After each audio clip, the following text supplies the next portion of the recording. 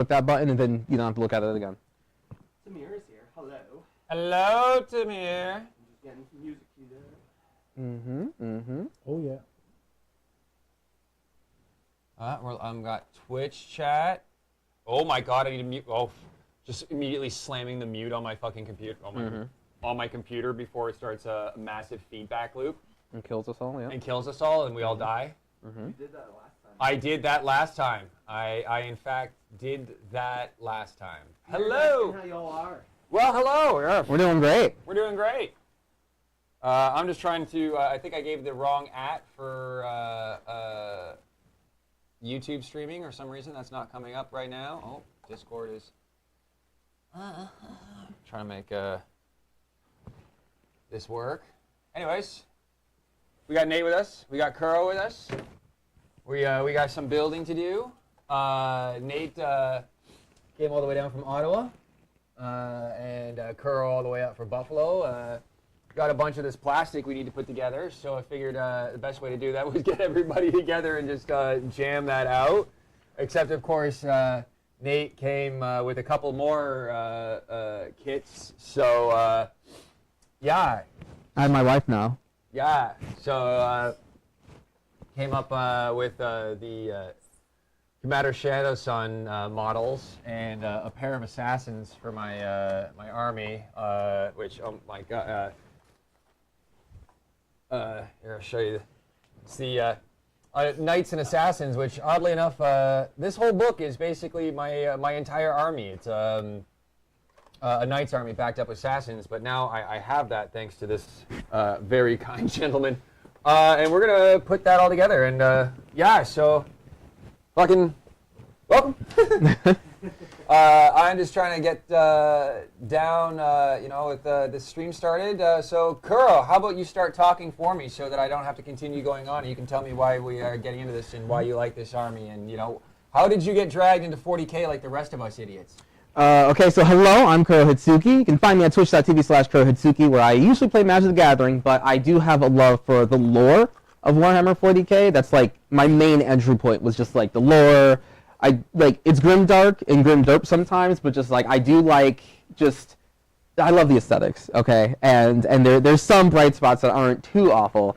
And I really, if I wanted to choose like an army, I always wanted to go with a Tau, because I'm a little bit of a weeb, hence the name. But I just kind of really like the mech theme as well as guns. I love shooting. I want to snipe with railguns as much as I can, because I think that's sweet.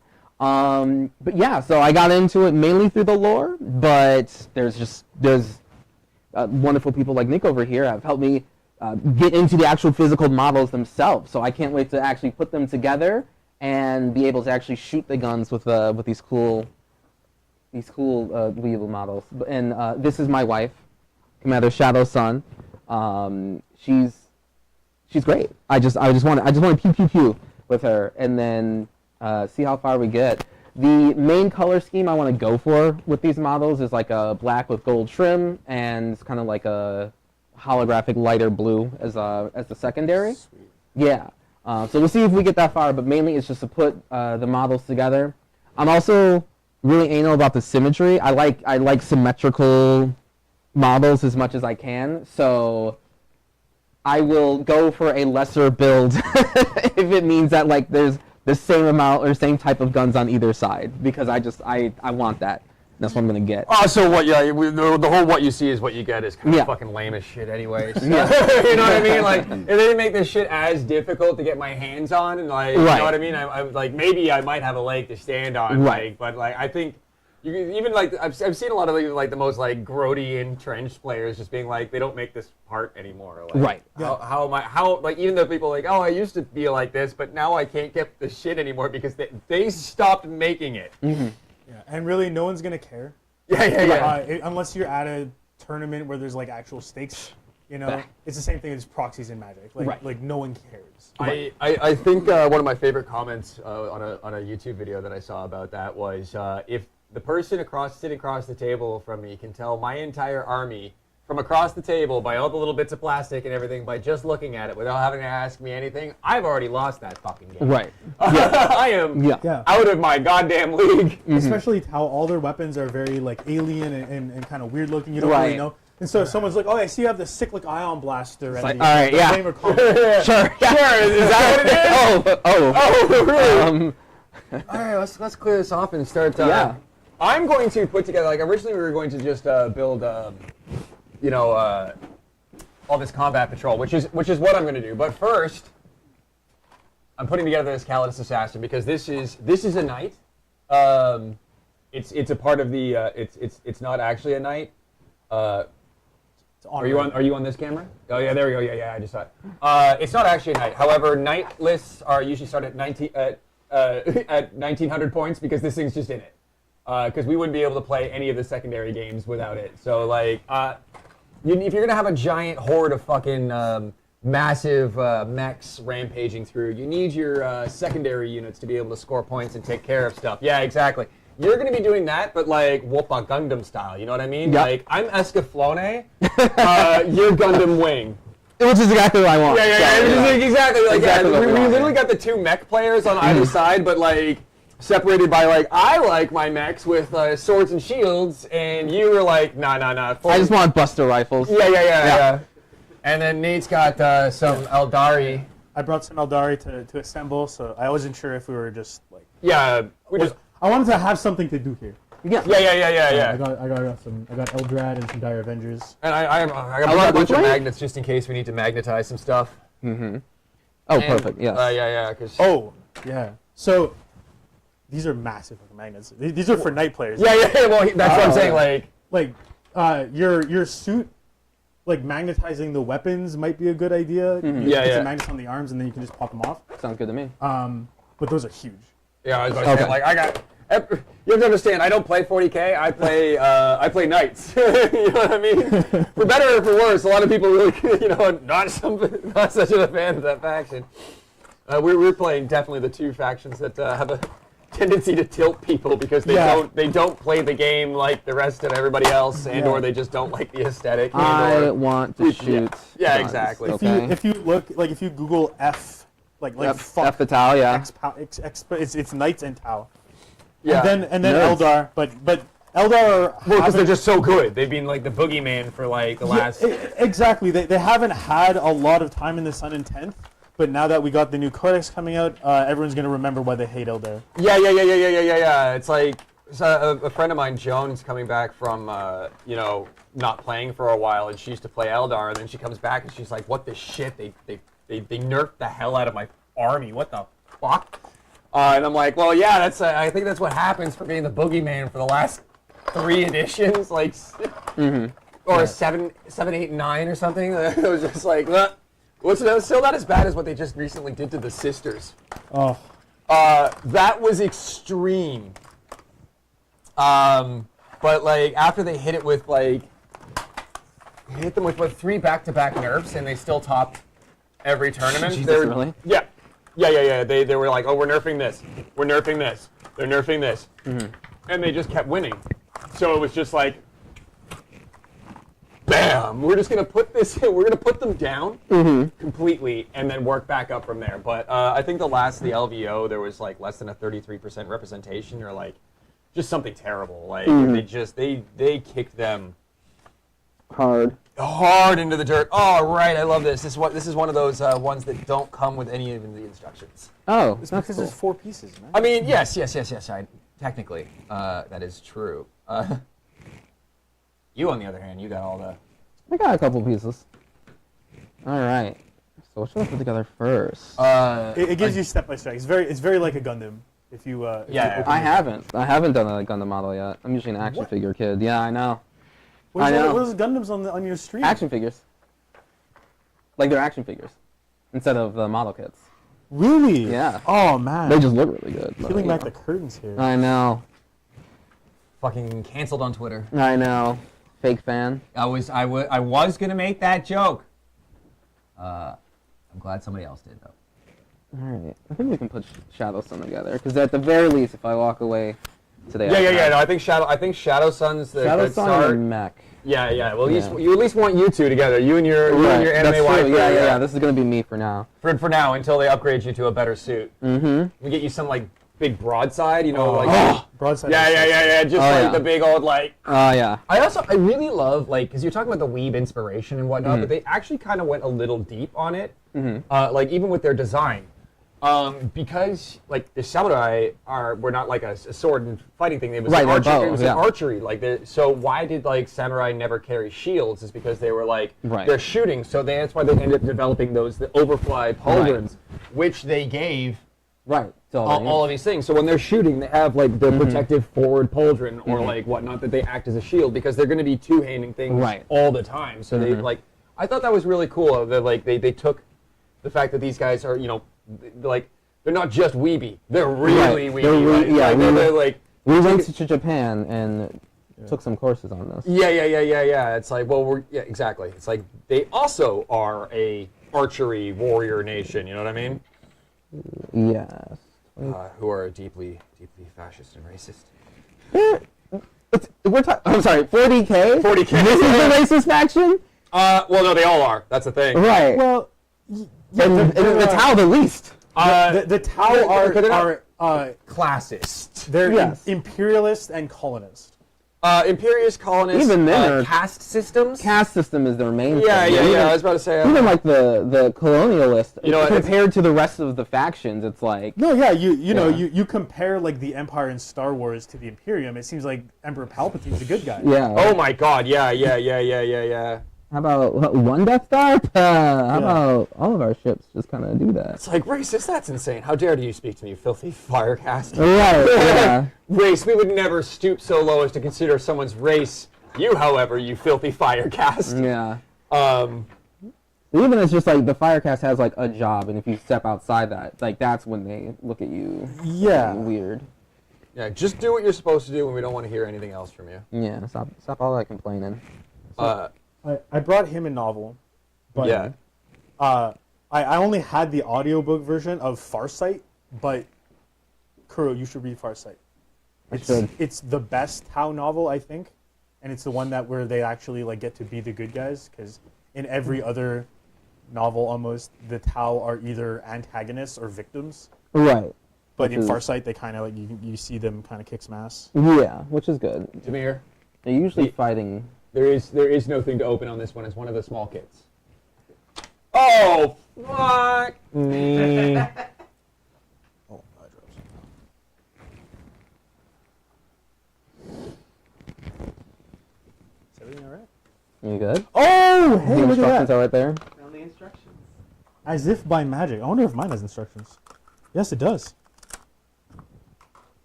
Go on. Keep laughing. We're learning. Keep We're laughing. learning. Keep laughing. Oh, I found it. Holy shit, that's crazy. What the fuck? All right, we're back. We're God, I back. have We're back. glasses. All right. After taking massive psychic damage that I gave myself. You all right? Your hand's cold.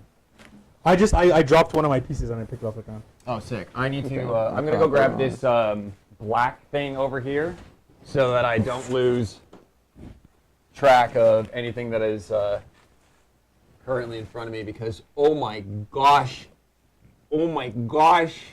Fine. Gosh. mein Gott, these pieces. Oh yeah. Holy shit. Oh. It's between your feet. On it. Don't move. Do not move. There we go. All right. Thank you. Jesus. How did that even happen? All right. Yeah, that's why you gotta like. Okay. Generally, kind of like hold the piece that you're clipping. Yeah. Apparently. Like, because these guys can get a little effy. Yeah. And well, like we all have our favorite kind of glue applicators. I'm a big fan of this brand. You have a And- sander. yeah. Yeah. So we have a pad there, and then I have another like abrasive one over here, but that's the lighter one. This super thin. I wish I had started with it because you can really just kind of like hold it in place and just kind of like dab on things or like dab it and like it kind of like so instead of getting like glue everywhere, it's just very easy to kind of paint them on and it sticks together. It's yeah. Yeah, I usually use the Tamiya Super Thin. It's essentially the same. Yeah. stuff. But I came on the bus. I didn't want to have any kind of accidents with a bottle full of liquid. So I just went to the G-Dub and got this. This is totally fine. Oh, yeah, for yeah. glue. Like, I actually really like that it has a big, long metal nozzle, and it makes it really easy to apply. You know, it's not the absolute best, but it's perfectly serviceable. Yeah. Well, if you want to use my. Yes. When you want to hold stuff up to the camera, use the handy cam, the little guy down there. And I'll transition to it. Oh yeah. Oh, Oh yeah. That was a good one for it. The craft cam. This is the. Yeah. We just turn it over here. Yeah. So I'm just gonna. I generally want to clip out all my stuff and then get them kind of like out, and then I'm going to. Because I treat this the same way as like, you know, as a chef, like my mise en place. So I get everything out that I need, and then I'm going to sand through all the sides, and then I'm going to put it all together. I just read Tamir's message. It's just like, the instructions are in the paper. Yeah. He's like, the instructions are in the paper. I'm like, oh yeah, I thought, because I've already bought one of these, right? And I've already done one. Like I did the librarian for this, and I thought it like I went and Googled the goddamn instructions for it, right? Yeah. I didn't know that it was a thing like that because I'm dumb as shit. Like, you know what? That's why we took the 5-10 seconds to laugh at me. That's the only thing I've ever contributed to Reddit is Warhammer instructions on the. Oh yeah, God bless you though. instructions. Like, you know what? Blessed be.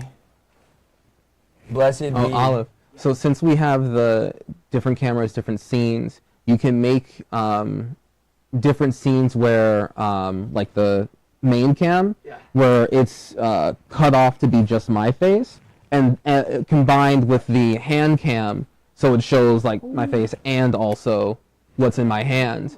And Oh, yeah. since it's the scene part, we're able to do that. So That's Yeah. like we have the same thing as we have with the dice cam, basically. yeah, basically, yeah, just like that. So Hey, so my fiance is in chat. Oh, hello. Say Hello? Fairy Kits. Hi. Hello. Hello. hello. Thank you for lending. Yeah, let me ask your fiance for that. Thank you. 6-hour bus ride to come hang out. Fucking, yo man, it's dope as shit. Thank you. Yes, thank you so much. Yeah, that's just fun. I know, but like, you know, sitting across it's like Kuro here drove up from Buffalo.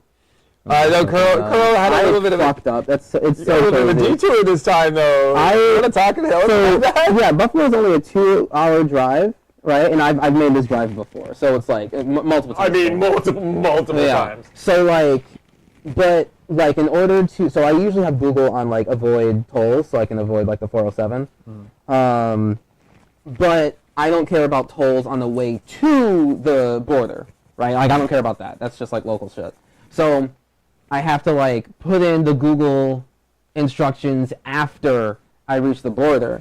And I guess in my like blind clicking of that, I didn't set it to Toronto, but instead went to the same street, same address, but in Ontario. So I ended up. In Dovercourt, Ontario. All right. Yeah. So Instead of my street. Right. So I ended up, instead of a 2-hour drive from me to Hermits, I took a 2-hour drive to somewhere else in Ontario, and then a 2-hour drive from there to Hermits. Oh my god. So I doubled my time to get here for literally no reason. And yeah, so that's something I won't do again. That was funny as shit. Yeah. And this is why we scheduled it for today And not yesterday. and not yesterday, just in case something happened. You know. Yeah. Yeah. Luckily, being a professional dumb shit makes me very good at planning for things to go wrong. Yeah. So we're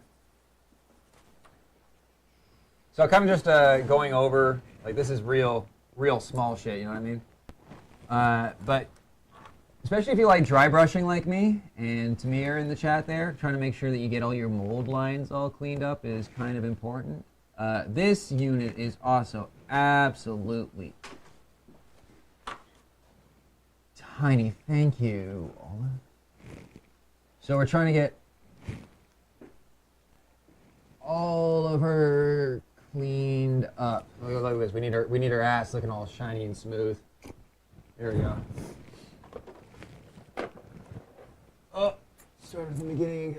Hello, Jonathan. Hello, Calvin. Hello. Yes. Hello. I gotta look over. We got 2 chats. We got 2 chats. Some people don't even have 1 chat. We got 2 chats. 2 whole chats. 2 whole chats. All chats.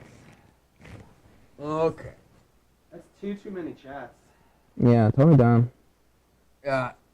Tamir will attest to the fact that this Calidus assassin is what scores me a lot of points in our games. So nobody's really paying attention to the assassins when they've got, like, you know, a Jagger ripping through their front. Yeah, it's hard to notice those. Yeah, when your entire army is distraction Carnifex. Yeah, your entire, yeah. I had a conversation with a buddy of mine on a Discord, and he was very annoyed that I called a Knight Gallant a distraction Carnifex. And he's like, that thing is a quarter of an army. And I'm like, yeah, we have to understand we're knights. You know what I mean? Things are a little. It's a good distraction. Yeah, it's a real good distraction. He's like, well, wouldn't your armature be like, you know, that's closer to the points? And I'm like, I don't think it's a point thing. I think it's more of a spiritual thing. You know what I mean? Yeah, it's something big and scary, and it takes all your attention away. It's like Exactly. Yeah. You need to it needs to be something that you can't ignore. Yeah. But also I found to like the amendment it has to be a single unit. Or a single model. A single model. A single model, not a Yeah. unit. He's like, well, I could like, you know, make a giant Marius Calgar ball and call that a distraction card effect. I'm like, no, it has to be one thing that you're willing to throw away. Yeah, no, like for me, playing Grey Knights, it's my Storm Raven. Yeah, my big yeah, flying yeah. plane. Everyone either looks at that and is like, that thing's gonna kill me. I have to spend all my time killing that, or they just ignore it and it's strapped with guns, so it just like It makes you, obliterates yeah, it. it's like, or you lose. Yeah.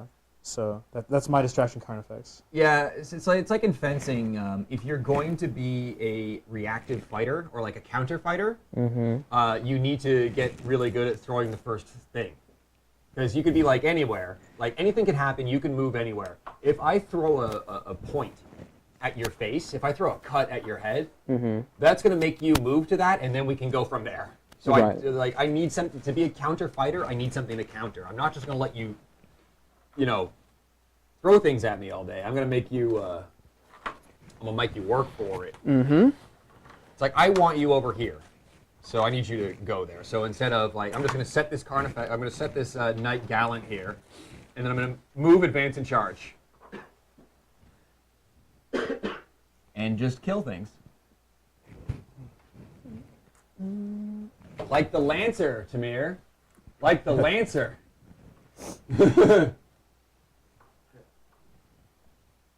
Oh, We have a Nate, we have some. we have a lot of Nate fans. Yeah. Oh, Nate's got a following. Yeah, well- Damn. My fiance is friends with another streamer, so I guess she's bringing in the crew. Oh, Oh, we hello. appreciate it. Hello, crew. Hello, crew. Hello. What's the other stream, please? What's their stream? Yeah, plug Bunny's stream on there, Deb. Yeah. I don't have many people here of my own, but at least they get to know about you. I'm down for that. I love a bit of glorious cooperation. Yes. Oh my God. Like you have to chat. You have to understand. I don't have small hands like by any stretch of the imagination, and I'm trying to put together a model where their torso is like, yeah, it's like the size of my thumb. Someone's like, Knights are awful, no one should play that army. Knights, you are correct. Oh, Gashak. Oh, yeah, no, I know what I'm about to say. I was like, who said that? Oh, yeah, Joseph. Yeah, I bet. Like, this thing is tiny. I don't know how I'm going to paint this. When we talk about painting, one of the major reasons why I decided to try to start doing content and taking photos and just became so enamored with Warhammer in general, got me in and wanting to take photos and whatnot. Olive, may I? Oh yeah, go for it.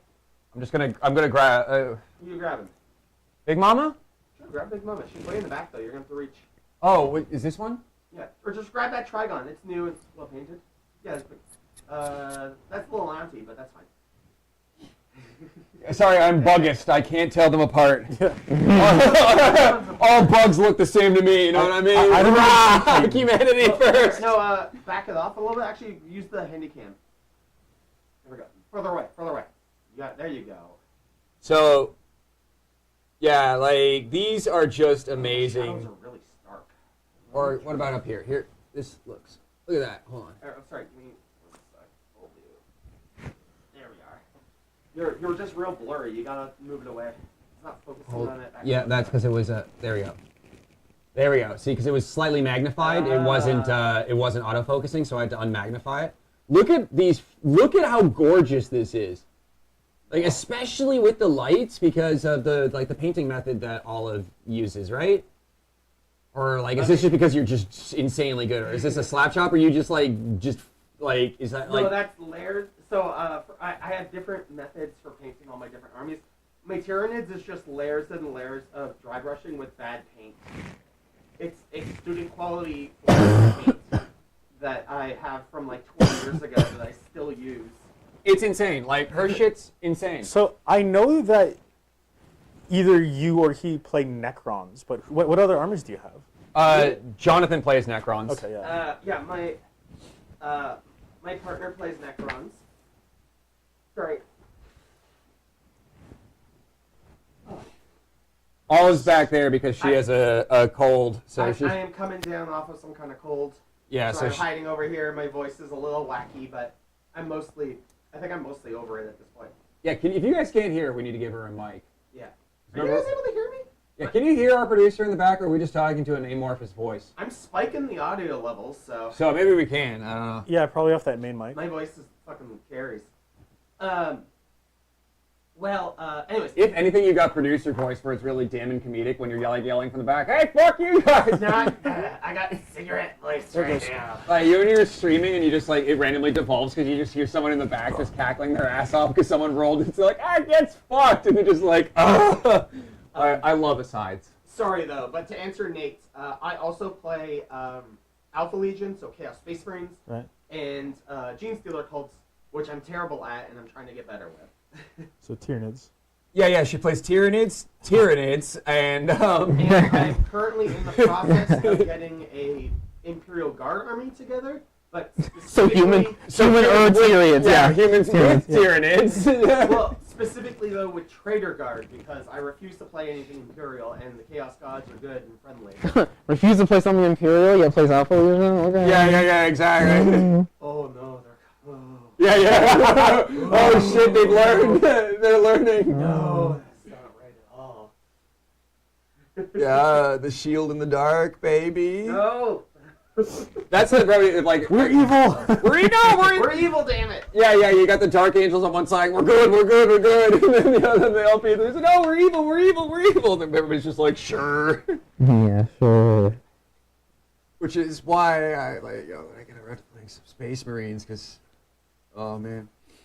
I'm still trying to find my second army that just isn't an army that induces mass amounts of tilt in people. It's never gonna happen. It's never gonna happen, I know, but like... You're gonna pick whatever. It's gonna be like the lowest win rate army, and you're gonna play it. Everyone's gonna be like, that fucking. Yeah. Well, You're like playing against Admech. XYZ, like, you know what I mean? Like, because I thought about it, I'm like, okay, well, if I'm gonna play like, it's like I'm playing Knights, and I'm like, everybody's like, that army pisses me off. I'm like, the other one is like Tau. I'm like, everybody hates that one too. And I'm like, well, what if I just play Space Marines? Well, anytime it's like, oh, well, you're just playing the poster boys. And Yeah. And they're like, okay, you're, what you're a about? basic bitch for playing Space Marines. Yeah. And then it's like, okay, well, let me play Eldar. And you're like, what are you, some kind of spike? And they're like, oh, Yeah, I'm yeah. playing Necrons. And I'm like, playing against them feels Eldar. like I don't do anything. I'm like, well, what the fuck? Like, That's why I'm just like, no, never mind. I'm doubling down on Knights. Suck my dick.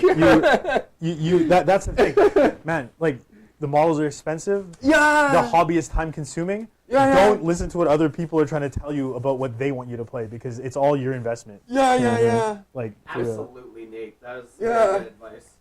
Because I felt the exact same way about EDH, but at least I could go print off a deck, you know what I mean? But I don't have to sit there and paint every single card like I'm Eric fucking Klug, you know what I mean? Because I am not him.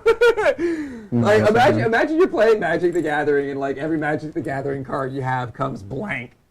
And you gotta it comes as a Finny token. Yeah, it's just a whole deck of infinity tokens, and you gotta draw it. Are you fucked? I'd be more interested in Magic if they did that. I know. Well, so everybody has that's why proxy artists exist. You know what I mean? like I always say to people, like they're like, "Don't you love 40K?" And I'm like, yeah. And they're like, "So why are your like armies all like 3/4 painted and one's just like like primed and dry brushed?" Okay. It's like I don't have painter autism. But that's the thing. Like the hobby is so many different things for different Yeah. people. What we're doing right now, assembling models, This is is my yeah, this favorite is- part of the hobby. yeah, Like, same. Like painting, playing, whatever, having collecting, like all of that is secondary to this part because it feels like I have the most control over what I'm doing. Yeah, like my parents realized when I was really young that I had the assembly autism when they would just come back from IKEA with like $700, like $1,000 worth of IKEA stuff that they needed from the house, and they just handed my little dumbass like an Allen key. And they're like, "Here you go, like here you go, kid." And I come back, they're like, it's got a clear set of instructions. Everything comes together. The dopamine feedback reward is like of seeing it all come together in the physical space. Oh my god. We got people asking how Nate are. I'm Nate, you're good. a celebrity. That- Yeah, these celebs. Yeah, she decided to bring in her whole crew. Well, talk to the chat. The chat's right here. Yeah, well, Just on the, I the think top, oh, sorry, go ahead. no. I was just gonna say, talking about IKEA furniture, I think Debbie understands that because she'll bring like it's like we just got a whole bunch of bookshelves for all our books, and then she's just like, "Okay, Nate, here you go," and I'm like, "Yes."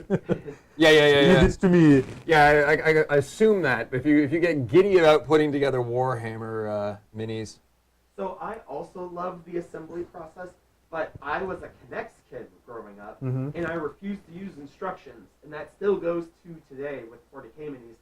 I want to make it my own, Absolutely. I want to kit bash everything, which is why I'm doing Trader Guard. I'm refusing to just use the models out of the box, Yeah. and that's where I get my joy. I use the instructions for like because some of them are just like really weird esoteric parts that are like this doesn't look like anything. You find out how it goes together, and then you get a saw and chop it off and then reposition however you want. Yeah. I am not there yet. I just built a Wraith Knight, and it's like without the instructions it would be pretty impossible to put that kit together. But then you can like do a little bit of creative cutting and kind of position it how you like. How the fuck did they possibly get rid of Luca? Oh, that's a different thing. It was an MTG thing. Who the Yeah, I'm Luca? like, Who Luca. the fuck is Luca? Yeah. Oh man, Luca. I'll talk about Magic later. I don't know. I can tell you how they got rid of him. Yeah, Poorly. yeah. He kind of got rid of himself, really. Yeah, they Yeah. really didn't treat that character right at all. I loved him so much. It was like I read this story from the cards because I figure that's where I, as the player, should know where the story's from. It's from the cards, right? And like you go and you fill out the rest in the by watching or by reading the books. Right. Is this yours or mine? Nah. Okay. Yours. Yeah, I was Yeah. gonna say, I'm like, I don't think I can't see a base for mine. And I was getting all this impression about like he was this stern jackass that worked for the fucking whatnot, and then like he introduced him to that like cat character that he was with, that Right. cat thing. He found out he was a bonder, and whatnot, and had this really cool arc, especially when they killed him, and he's like turns on everybody. He's like, screw you. I'm like, well, that's what the cards told me.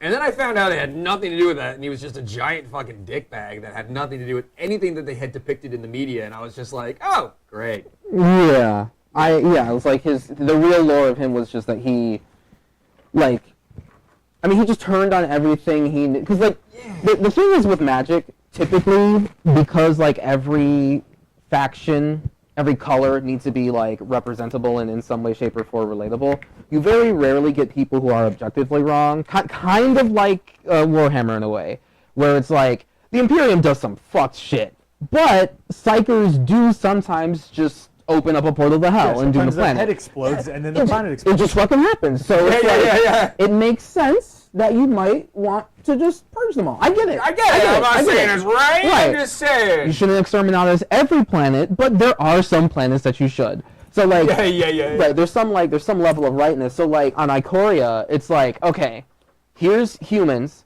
and here's beasts, and the beasts eat the fuck out of you just because that's just what they do. Human nature, or it's the nature law of the jungle. Right. So humans make their own little cities, and they're constantly fighting against all the beasts that constantly attack it.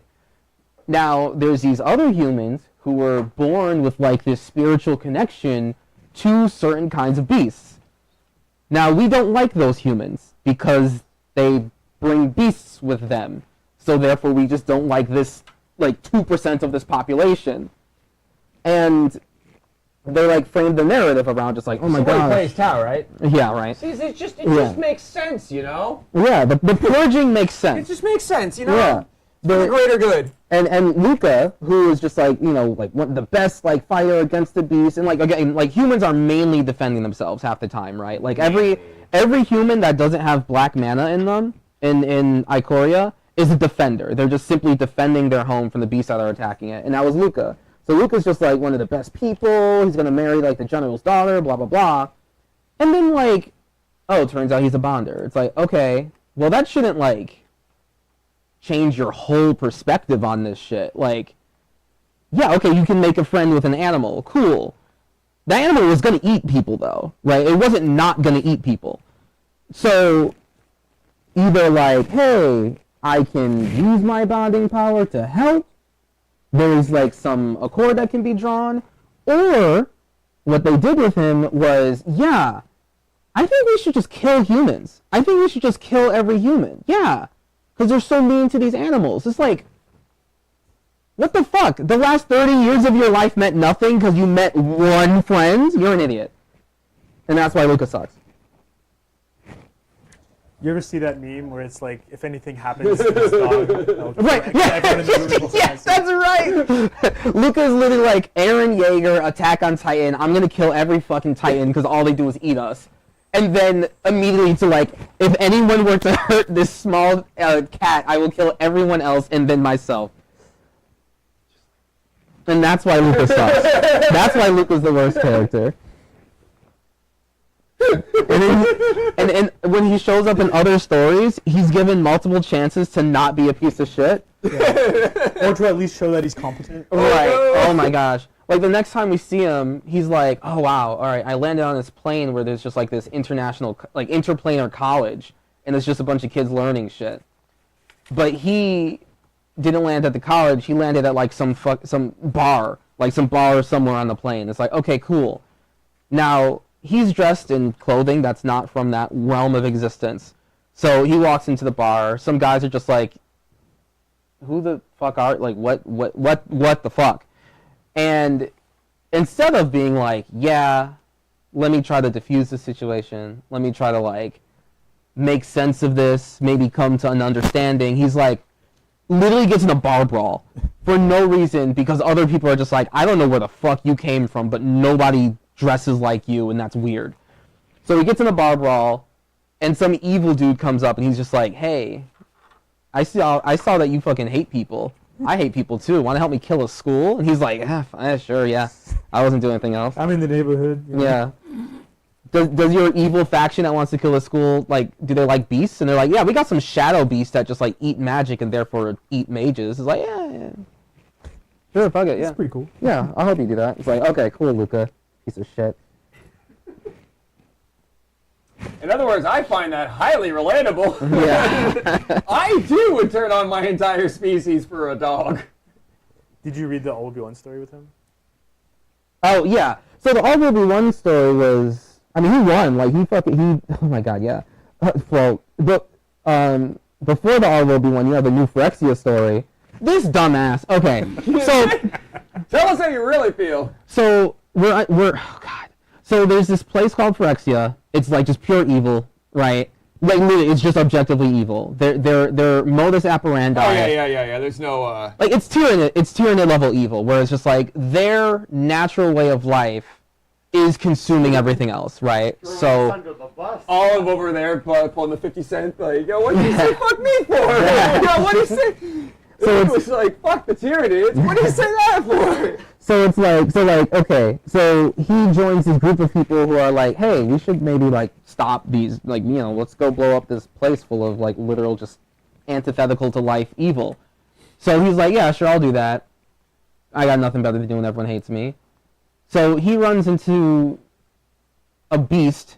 Now, they all know that as soon as any bit of this beast's blood touches you, just fucking touches you, it will infest you and turn you evil. He just, like, everyone knows that. Yeah. This dumbass pet's the fuck. This fucker shows up, in a wrong spot, right? Because like the plan goes to shit from the beginning. He shows up in the forest and he's just like, "Oh, that's a Phyrexian beast over there. I can tame that shit. Yeah. I'm gonna go kiss it. I can fix it. I can fix him. I can fix him." Immediately gets infested. Fucking immediately.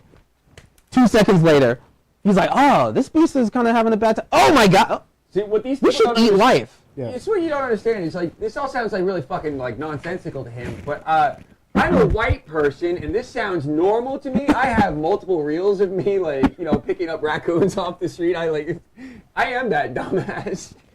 Yeah, well, that's not. Yeah, I get rabies shots. You know? Yeah. I was about to say, like, Correct. I do have videos of me smooching a little wild raccoon. But yeah, that like now that we've summarized Luca's whole arc, that makes perfect sense for him. You know. Yeah. Yeah, it He does just make like perfect sense. he bonds with the Phyrexians. He's like, you know what? Actually, all life needs to end. Yeah, you're right. You know what? We should eat. We should eat everyone. Da da da da da. Yeah. So I don't know much about like the magic lore and stuff, but what you basically described sounds like Princess Mononoke if it was evil and stupid. Correct. Hey, guess my favorite Miyazaki film.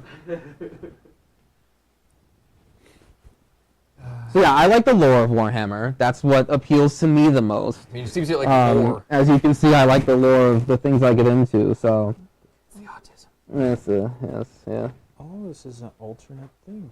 What's the alternate thing? Oh, you got. I was putting together Eldrad, and I realized that there's two hands that are the same Those are hand. blue And that strawberries. doesn't make sense. I think so. Let me see. Yeah. Usually, there should be another one there. Mhm. And usually they'll be flip the metal thing. Oh, okay. Perfect. You got it. I've Or already delivered. flipped it. Give it a try. Just have to kind of pump it sometimes. Yeah. Or sometimes if you just dab it vertically, it'll kind of like the air will kind of like. Yeah. Back You might have to struggle with it. Yeah. Try the other one for now. You know what I do is I take a sewing needle and pass it through the little metal tube. Mm.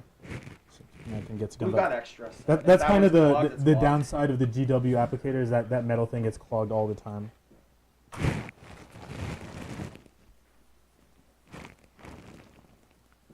Okay, this guy's got the fucking. soul on Got his- tagged in something in there. Yeah, someone talking about creators and whatnot. And they said I was fearless about expressing my my interests. It's like, no, my brother in Christ, I just can't shut the fuck up. Yeah, you're so brave. Yeah, so brave. I'm like, what? Yeah, absolutely fearless. Like, what the fuck? Yeah, I love you, man. Luca's a piece of shit, and here's why for 10 minutes. Yeah. So brave. So brave. Yeah, I was it, brave. Yeah. Anyways, brave is like this is. I don't know how anybody showed up and said, "No, this is the model. This is what we're making. She's gonna be in a skin tight black suit with her ponytail sticking out the back." I love you.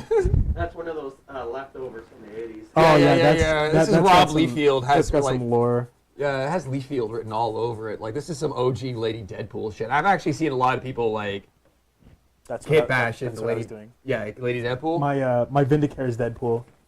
Well, yeah. So you may as well. And Yeah. so yeah, when I get a Kalidas for myself, I'm gonna be. Honestly, counterintuitive to what you would think, for like, because these things aren't actually real. Painting your little mini assassin thing that you hide places in a color that is easily recognizable is a good idea, so you stop forgetting about your Calidus assassin. Yeah. And being like, oh shit, I forgot to pick her up. Mind if I do that now? It's also really funny, just like the idea that you're dressed in like bright colors, like Space Marines. You know, Space Marines all dress in like super jestery bright colors, but they're supposed to be like these tactical. Like you're supposed to get the idea that they're really good at combat, but like, they all dress like clowns. I love the Blood Angels. Oh my god. And Dark Angels. Love the Dark Angels. That whole aesthetic. I could stand up and show out my outfit, and they're like, "Oh yeah, I'm surprised." Dark Angels, you.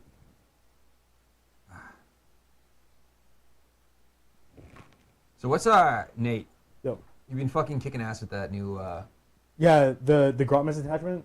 Yeah. Tell me about that Yeah. shit. 'Cause Okay. So, What's the faction? Oh shit.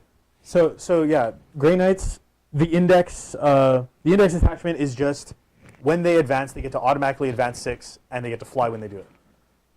Oh dear. And that's what they started 10th with, and now the detachment rule is they always reroll hits of 1, but if they control most of the battlefield, they reroll all their hits.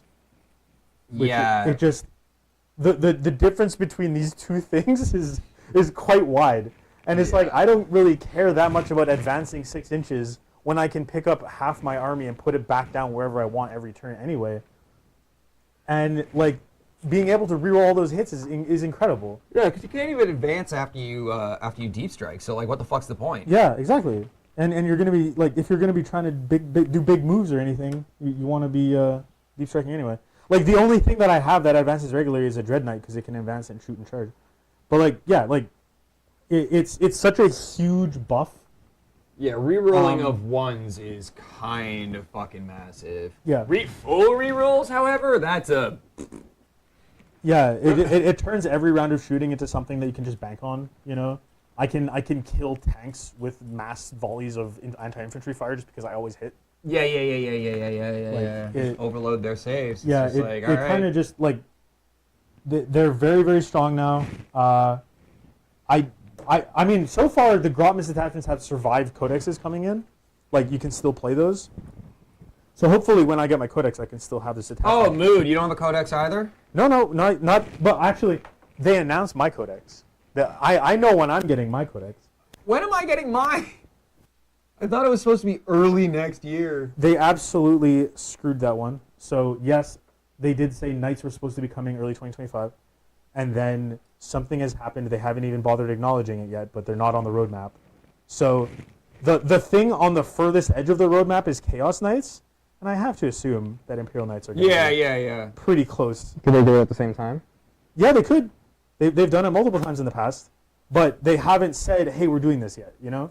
Like, so maybe going forward, like end of 2025 into 2026, they'll be like, hey, Chaos Knights and Imperial Knights coming out at the same time. So, that's what we got to hope for. But I've been patient. You know, Grey Knights haven't had a new model. We've had one new model for the past 10 years. So, maybe now's our time. Yeah. That's a big mood. I know how that feels. Knights have 3 kits. Yeah, that's the part that just in terms of like the 40K model line, it's like hearing it's like, oh yeah, these models haven't had an update in like 20 years. I'm like, that doesn't, what the fuck? Games don't last for as long as 20 years.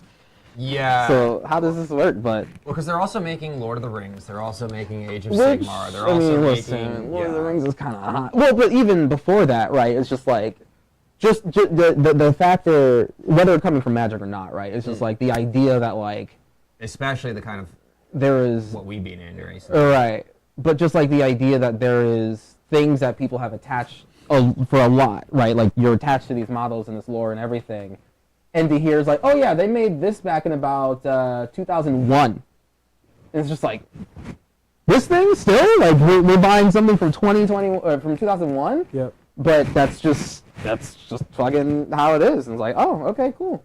So then when something is getting a refresh, that's when it's like impactful. So that's awesome. Y'all, her titties come as a whole nother part. Beautiful. So there's the rest of her, and there's The perfect woman. exactly. Titties come separate. There you go. Got the boba. Booba. Booba. Booba. So you are done over there, Chi? Well, it was only a couple parts. I mean, I think it's the same amount of parts as what I'm on, but like... But this is the smallest mini you've ever assembled. I mean, definitively. Like, I'm used to Space Marine, like at least Space Marine size. And I wish I had one of my knights here. I should have brought it to show you all the difference in size. Like, as if you've never played against and/or seen knights, they are the size of the buildings in this game. We've had to modify the terrain that we play on because Olive has all these like craters and stuff and whatnot, and we've had to take them off the battlefield because my bases just will fall off of them because they're just so big. They can't really do much.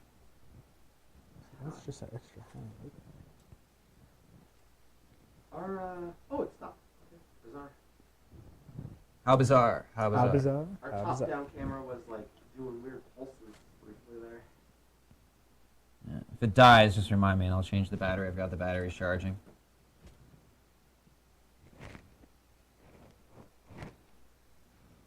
Holy! Oh, it's ore.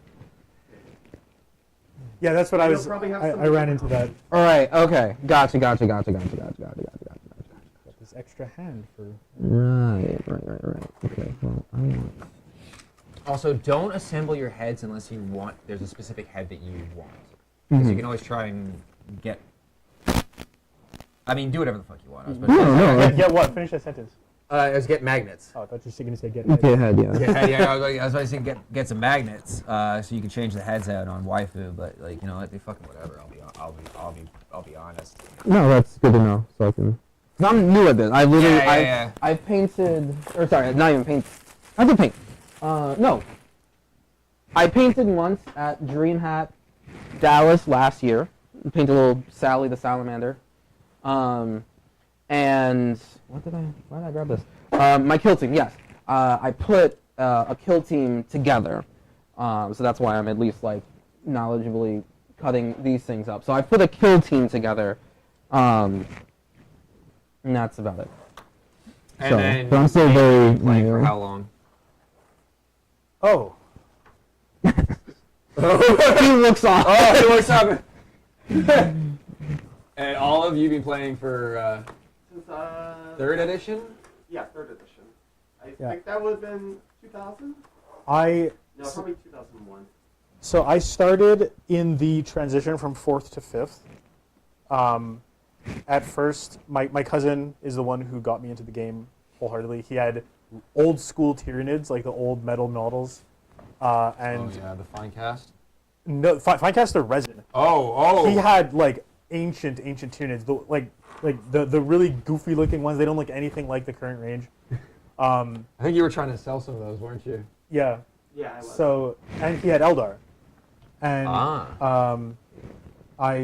like even before I had any interest in it, I like read his like White Dwarf and his codex, and I was like just completely enamored with the setting. But yeah, like That's how I got some permanent orcs marker? Permanent marker. in 5th Yeah. edition. So I started playing in orcs, and then I got Grey Knights because the Grey Knights, the brand new models for Grey Knights came out in 5th edition, and that's the last time we got brand new models. And then I stopped playing. So 6th, 7th, 8th, I didn't play a single game. Yeah. I played one Totally game in up here. 9th edition against Knights, and then didn't Thank play you. any That's- more this 9th works, edition. Oh, Knights, #1 at tilting people the But fuck out. you know, since what? forever. it's not really the army. It was the person I was playing and the way he was Yeah. playing. And he was like, I'm testing out my competitive list. Is that cool? Like my tournament list. I was like, sure, whatever. And he's like, yeah, we're going to be using these tournament rules. Is that cool? It's like, sure, whatever. And then he's like, okay, we're going to set up the battlefield.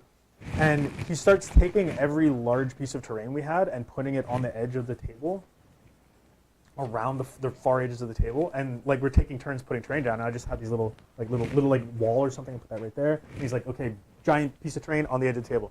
So at the end of the game, we had like 3 little things in the middle of the table and nothing else. And he just blew my army off the table in turn 1. I was like, cool. I'm not playing this edition ever again. Yeah, there's a lot of like also the blowing things off the table on turn 1, like because I hear a lot of stories about like earlier editions were so much more lethal. You could be able to table someone on turn 1. I'm like, no, that sounds fun. Yeah, it sounds awful. Yeah, it sounds awful. Like this sounds great. Like people setting up their own terrain. I'm like, okay, well I don't want terrain, and then you just move it out of the way, and it's like Yeah. Because as a knight player, the terrain's just in your way. Not yet, not anymore. Thank God. But yes, yeah. Like Knights are amazing at the fact that we both shoot like a tank and then hit like a freight train. So you know what I mean? Yeah.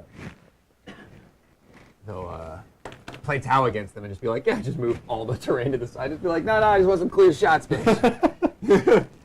Yeet, YOLO. Ba, ba, ba.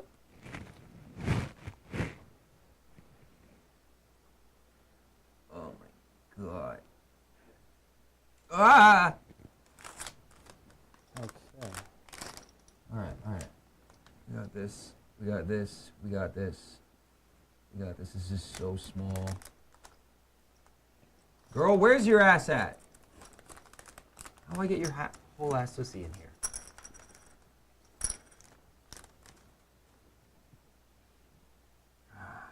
How's it going there, Kuro? Going pretty good.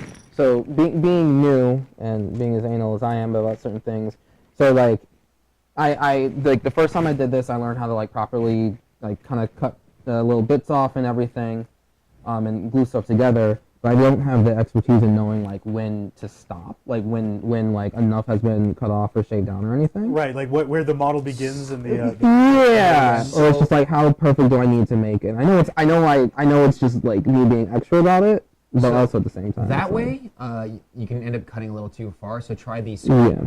That would, Yeah. So like, when I was on this part here on a hip or something, I'll so you all can see what the fuck I'm talking about. Like this. So knife, instead of cutting the blade toward you, because I almost Yeah. carved off a little bit too much of the knife that way. Mhm. Knife blade away from you. You drag it over. And drag you it. You don't See slice, that? you grind. You see that? It shaves it. It's just kind of like that. So you can get right down to as flat as possible. yeah. Like, and the best motion is like this. and It's like it's very much like as a chef, this is a paring, like this is the Sure. paring knife thing. Yeah. So So like blade away. Yeah. that. So it's not even like using your knuckles like this. So Mhm. it's not completely away. Yeah. that's if you're scraping. Yeah. Yeah, and then you pull it in towards you, and then if the knife is towards you, that's the carving. But like the knife away from you, you can. Yeah. And also, if you're trying to cut with the blade, still bring that towards you. I know it's like just be careful of it. Like cutting towards you is a terrible idea. However, you have so much more control doing this than like these motions. And frankly, I my skin heals. This plastic doesn't. Also, I have like my thumb pad on this thumb is a big callus from years of that. So be careful. So as you're saying, Yeah. yeah. In terms of also knowing when to stop, if the raised edge is gone, like if you can feel that it's smooth, it doesn't matter how it looks. Like if it's like white or something compared to Right. because that's just gonna get Primed. primed over. Right. Right. You know, Right. Also, if you, the soft brushes like that Mm-hmm. are a good way to just kind of like grind it down to because it's flat. Right. Jonathan saying that on the flip side, if you do carve away a little too much, you just count it as battle damage. Exactly. My towel would be Spoke- pristine. Spoken like an orc player. True. But that makes sense. Thank you, Jonathan. Such means you've heard some good crumping on it before. You don't want anything shiny. Shiny's new. Oh, no, it does nothing. that's really good. Before you go, Kiro, I gotta show you my brother's proof. It's technically a towel. Yeah, it's technically Oh yeah, towel, this is true. you probably are gonna need to pick up some. Yeah, some some food at some fruit. point. They just came out with not just, but they have a whole battle. Yeah, The auxiliary? they kind of Yeah. did just come out. It was just in like the past few months. Last Yeah. time I was at 401, they had 2 copies of that box still, and it's on sale. I still need to pick up the holiday thing. Yeah. The The assault cadre. Yeah. So. Yeah. Yeah, because we were talking about like how to play 40K yesterday, because we just hanging Yeah, you out. gave me a lot of info. Yeah. So we were talking about like the frontline units that you throw at people and just mash up and whatnot. That's why you need those Kroot, because that's what they're good for. Yeah. Right. That's what those Kroot are good for. 'Cause the rest of your army, your Tau, you don't really have a lot of that fighty whitey. Those Kroot are going to be the shock troops that you send out for the greater good. The battle line, yeah. Well, I know they're not battle line, Oh, okay. but they're just going to be shock troops. They're, Gotcha. They're what you ram into people Mm-hmm. to stop them and then to basically just die. Yeah, Right. because you don't want anything else of yours to be in hand to hand. Right. If you're in hand to hand, you're gonna lose. Yeah. But a lot of your army has a lot of things where they can deploy ahead of your deployment zone. So Right. like a Tau army half your models can be in the middle of the board before the game even starts, and you don't want those guys to get killed. So that's what you're You recruiting need a for. line of. You basically need a line of meat, Yeah, they're in front of them, they're just there as bullet sponges. and they're fine with that. They're real happy with that. They're a bunch of savage motherfuckers. Mm-hmm. May I? Yeah. This the super thin is not thinning well for me. Might be the I cold need- too. Probably 'cause it's cold in here. It stuff just evaporates in the cold. So I need something with a little bit more Oh my god. Okay. viscosity. Yeah, because like if not, someone's gonna completely wrap up your gun lines, and then you're -1 to shooting, and you're -1 shooting when you're already hitting on 4s. Right. Is pretty bad. Yeah. It's one of the major reasons. Like the Crusader is the biggest gun knight that we have. Mm-hmm. But I've never played it against Olive because the second that she sees that thing is like all guns and no melee, she's just gonna throw 20 termagants right at it and just tie its ass up, and it's going to not shoot at all, So I haven't really played that one because yeah. Oh man, this is so small. I'm trying to hold things down, and I might like be smudging the glue over top of other stuff. And I'm like, now her leg fell off. No. Oh god, I got half melted glue. Oh no. Please, let's just stay right there. I'm gonna let that chill the fuck out for a hot second.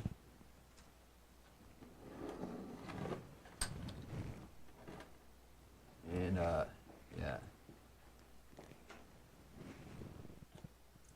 Oh. I guess borrow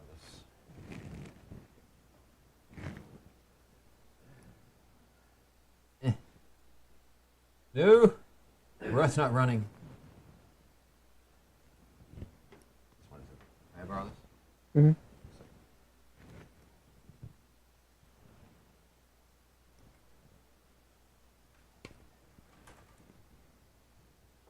Yeah, so like we had gotten into we basically went through like like points. Yeah.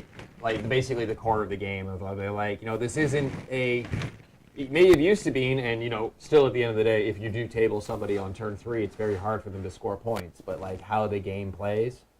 You all right? Did you cut yourself? No, I'm just Oh, I'm just I'm pushing air through this thing. Yeah.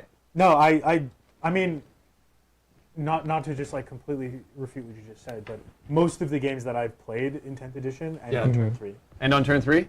Yeah, see, I play, and every game that I play against other people ends on turn 3, except for when I'm playing Olive. So like, Yeah, I've only played like 12 games, right? 13 games. So, and 8 of them have been against Tyranids.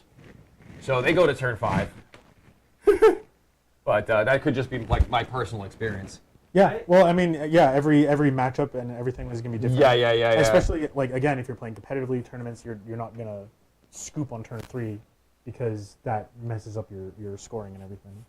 But generally, like, I don't like to. I don't when someone's having a bad time, I don't like to prolong it. Like if they're like I kind of want to pick it up, I'm just like sure, because you know you don't want to. I always say this about League of Legends, but I don't like being held hostage. Yeah. Yeah. That's league is a good analogy for it. Does League hold you hostage?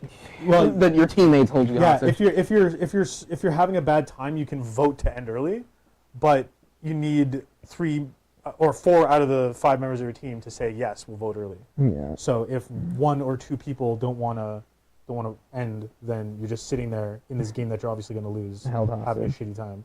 Yeah. Yeah. Big mood. Okay. Yeah, I do like the ability to scoop. Like in Magic. Yeah. There's been a few times where in commander games where I'm just like, I'm done here. Correct. Like, As long as 4 at of least- us can't really play anymore. I'm like, I'm going to just sit here and try not to be miserable. Do not ask me to do anything other than interact in this game. Yeah. As long as you, etiquette wise, don't attempt to scoop like as someone's attacking. No, to yeah, that- make them yeah, like but- avoid lifelink and all that. Like that's just That's kind of been a discussion lately. People talking about like the etiquette of that, and that's crazy. I always say like, if that happens, if someone's like, I'm gonna scoop so you don't get your damage triggers, you don't get your lifelink. Yeah, Then- it's up to the rest of the table to just be like, actually, your life's gonna go up by this much. Yeah, his life Yeah. went up. Like, Yeah. it happened. Yeah. And the person who scooped, like, they're out of the game. They don't get. Yeah. They don't. Yeah. Exactly. Yeah. Well, yeah. If anything, you just kick them out of the game right then and there. It's like, okay, cool, you're out of the game. Yep. If that's the type of person they want to be, that's fine. But you, as the rest of the players at the table, I believe should like want to hold true to the game that you've been playing. I generally feel like the majority of gamers that are non-confrontational, nor should they have to deal with that kind of behavior. So everybody just kind of just goes like, all right. Right. But then as soon as they happens, want to, and then right. nothing happens. But like Yeah. they just, it's like, I wouldn't say like, oh, gamers are so non-confrontational. I'm like, to be honest, nobody should really have to deal with that in the first Right, in place. the first You know, place, they yeah. while they're trying to sit back and relax and game. You know what I mean? Yeah. So as soon as that angry person Yeah, walks it's away, like- you it's just like- bump that life total up, Yeah, and then you It's just continue like, with the okay, game. well, he's like, oh, so you scoop? Oh, like, no, if they swing at me. Okay, so you scoop? Right. You know what I mean? Mm-hmm. So we're gonna let you scoop, and then we're gonna let this person rearrange targets. Right. Or don't. I would say that you gain all that life, and then you don't get to rearrange targets because that's like screwing over even more people. So. Yeah, it's like, okay, well, he knocked you out completely. He killed you. Gained Right, you. exactly, Goodbye, yeah. You're dead. Yeah, you can leave now. Anyway, continuing with the game. Y'all, I'm sitting here holding the tiniest fucking ponytail to the tiniest fucking head, and it feels like if I let either of these things go, like they're wiggling around in my hands. They'll just and disappear forever. I'm like, oh man, dog, like, and this is like the plastic melting glue, so like I gotta be careful, else it's gonna like melt everything. This is such a lovely game. Nathan hand cam as he holds things together. Yep. Oh god, every time I look away, the head tilts. It's like a horror movie. It's just moving. Okay, so I'm just gonna again. Yep, let it sit and dry. That. Try to get away on you. So I actually want to backtrack there real quick on what Nate was saying. Nate, you're saying that most of your 10th edition games only go to like turn 3? Yeah. Most of the time. Yeah, you've played older editions though. Yeah. I find that 10th edition games more frequently go to late game. What are your opinions on that? Again, like just personal experience wise, I had more games go to the end in older editions Really? than in 10th. Because in 10th, Surprising. it should also be noted that what I'm doing usually is either I'm going to the college and playing during college club hours, or going to the LGS and just playing pickup games. Yeah. So people are busy. They have things to do with their time, and oftentimes when someone sees either like, okay, there's no way I can possibly score enough to get out of this, I'm just gonna pick it up, or you've killed everything except for my ethereal, I'm gonna pick it up. You know, like, and especially the experience I'm having with the Grotmus attachment, like I literally just kill everything and there's nothing left. Yeah. Yeah, rerolling hits is really strong. Isn't that right, It's Olive? too darn good. Isn't that right? It's especially more important for elite armies like ours. You know what I mean? Yeah. When we only get a certain amount of activations. And I got a stratagem with the new detachment where the unit I pick for the stratagem can reroll wounds of 1, Oh yeah. or if they're purifiers, they get to reroll everything. Yeah. So that just forces more checks. That just forces more saves. Yeah. It just keeps forcing things down And- the line. I'm not even subscribed to my own channel. And the purifiers are the ones that they fire like 60 shots when they come in. So they will just obliterate literally anything I point them at, and it's hard to, you know, I can understand it's like a little demoralizing when you like the game is going your way and then one unit of 10 stupid Space Marines come in and all of a sudden you lose 3 units in one turn.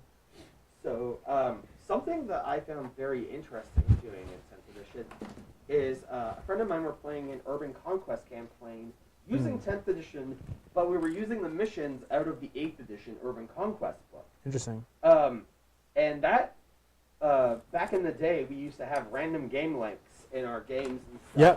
And there were so many times where turn 5 would come around, and like one of us was the clear victor already, but the game would keep going, and we would keep playing out turns, and turn 7 would There come we around, go. and it would flip who was currently winning, kind of thing. That's a really good point.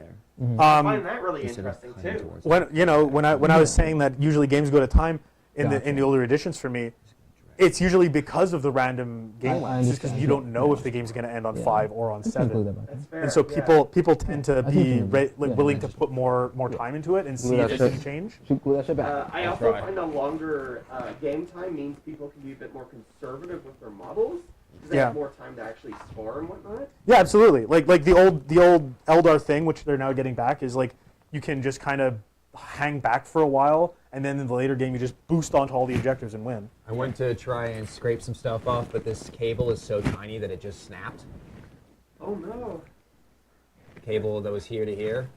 So I'm honestly just thinking about cutting that cable off. Oh shoot. I mean, that might be easiest, but you could probably just reattach it with. I could, but like, I don't know if I even like the cable. But no one cares. I don't know, like, Someone's like, I just want see that I just want the assassin. you out of only the way. you only have one cable on there. Does that mean her gun doesn't work? Like, no one's Yeah. gonna give a shit. Yeah, like if I didn't even have this, I was gonna print off a fucking Ezio Auditore model, you know, at the right size. Because it's the arm blade aesthetic that I'm into, not the tech thing, which is again why I play Knights, is because everybody's like, oh, we're playing 40K now, and I'm like, I'm not really a science fiction guy, so or science, you know, like at all. So like, I ended up playing like, I'm gonna play mechs, but I'm gonna play the giant fucking knight suits piloted by a whole bunch of people who've been reprogrammed by The warrior culture imprinted in the knights. yeah. It's exactly. It's like, why do they all act like they're from a different time? It's like, well, because their brains get rewired by an ancient STL every single time they plug it in. Plug a new one in, bzz, refries their brain. Plug a new knight in, bzz, refries their brain. Yeah. Oh man, you're gonna love that book for real. Yeah. I've been wanting to pick it up because like I haven't been reading. I read a lot, but not books, and it's only in short bursts thanks to the you know, adult ADHD and spending too much time online and it frying my fucking my attention span, which is already fucked to begin with. But I'm gonna try and work on some offline time and just sit there and listen to some music, drink my fucking tea, which I've been definitively getting into a new hobby on that one, and try and read and take some slow down time for my fucking noggin, so that I'm not constantly blasting it with internet brain rot. What level of tea are you on, bro? What level of tea? We are in beginner. I am just learning how to properly brew tea in a gaiwan, which is like the cups. And I'm not even bothering with teapots because this whole hobby is about like trying to like maximize enjoyment and like relaxing myself. But like at the point of like, if I'm not enjoying it, I'm not going to do like I cut that. It means I've failed the game, because I have a tendency to over optimize the enjoyment out of literally everything in my life. But like I really like these gaiwans because like I could get really really cute teapots, but then I need to try and clean these fucking teapots out. Whereas a gaiwan, I'm just done. Either way, I got a bunch of tea leaves from people who have been like, oh, you're getting into tea. Here, I've got all this stuff. Like, I've got some, like, I have these oolongs, these gunpowder oolongs and some other stuff. But I got my first, I went for, I've tasted my first real teas, like, where I was just like, oh, like, I had a nice ripe pu'er, and it tasted like good tea, and I was like, wow, this is fantastic. And then I had this tea called a Da Hong Pao. Which is like Big Red Robe. It's a high mountain Wu Yi style tea from Fujian province, which is grown high up in the mountains, and it's called a rock tea. And because again, it's grown high up in the rocks, but it has like this definitively mineral taste to it. Is it green or black? It's a black tea, so it's fully oxidized. Okay. And then I've also learning the difference between like, what is it, a green, a black, and an oolong. A green tea is like 0 oxidation, black tea is 100% oxidization, and oolongs are anywhere in between. So this is a Da Hong Pao oolong tea. So it's like different Da Hong Paos from different areas will be less oxidized, more oxidized before they do the kiln killing or heat killing. which is how they stop the oxidization process. So like a green tea is harvested and then either steamed in the Japanese tradition, which gives it a very sweet vegetal taste and like not a lot else, or it's pan kiln roasted, like basically wok roasted. Yeah, yeah. And that's how the Chinese method. And me being a big fan of roasty, toasty flavors, I've always preferred Chinese green tea over Japanese green tea. I agree. I didn't know that was the definition of oolong. That Yeah, was kinda oolongs. like the middle. Oolongs are yeah. So my wife was like, she had an oolong tea, and she's like, I don't think I like oolongs, and I'm like, I am so sorry for you because it is more likely that your favorite tea is an oolong, but it's just the widest variety of things, so you're gonna have to find out which one you Yeah, like. it's like wine, you know. Yeah, Like- exactly. like, a lot of people have wine. It's like I guess I just don't like red wine, but it's Yeah, no. So this Dahong Pao was one of the things where like I was starting tasting like it. I have never been a fan of flavored teas. I like tea. But if you give me a single leaf tea that has multiple different expressions that I can taste and it's just a single leaf, and I'm like, well, this has ginger notes. Well, I could just add ginger to it. I'm like, well, that's not the point. You know what I mean? yeah, it's like chocolate. Yeah, it's not like I want to taste the leaf. Like, you know, big surprise that the guy who goes by the online handle, the Hermit Druid, really gets has a lot of feelings about leaves. But yeah, that's basically where I've got a. I've been learning a lot about the process and how it's made, and then I've got my first real shipment coming because it's not that expensive of a hobby to get into, especially when you break it down to price points. Like you get a $50, $60 brick of tea, right? That's 350 grams. You only use 5 grams per serving or per session, and you get like 5 cups of tea out of, well, actually more than 5 cups of tea, like 6, 7, 8 cups of tea out of like these good quality leaves, because it's not just like the curled up, chopped up little bits. They are good leaves. And yeah. So that answers that question. How far are you along? Well, basically the same as most other things. It's just kind of like new hobby syndrome. But one of the things that got me really invested in it was this thing called the tea pet tradition. And that's what really, really hooked my goddamn ass. Because in Chinese tea drinking and like good tea drinking, like also not just in Chinese, because like the Iranians do it, Iranians, Moroccans as well do it. You don't really drink the first pass of tea. It's just to wake the leaves, like start the hydration of the leaves, wash it all off and whatnot. Interesting. Yeah, so it's like they just throw out. So it's like there's no point in drinking it, because if you're drinking this for the enjoyment and good tea is so plentiful and everything, and it's just not good, like why would you drink it? It's just not tasty. So what they do is it'd be terrible to waste this good tea, right? It's just to be absolutely fucking wasteful. Terrible, terrible, terrible. So they have like potters used to sell with like make little figurines with the leftover clay of like zodiac figures or like Buddhas or whatnot. So you could sit there and like share your tea by just pouring the first pass of tea onto your tea pets. And like over time, they start developing like patina and shine from all the tea oils that are poured over it. I have one right now that it came as a porcelain white bunny. Small, and it was perfectly white, raw porcelain, very thin. Not even that expensive. But it was just a raw, unglazed porcelain.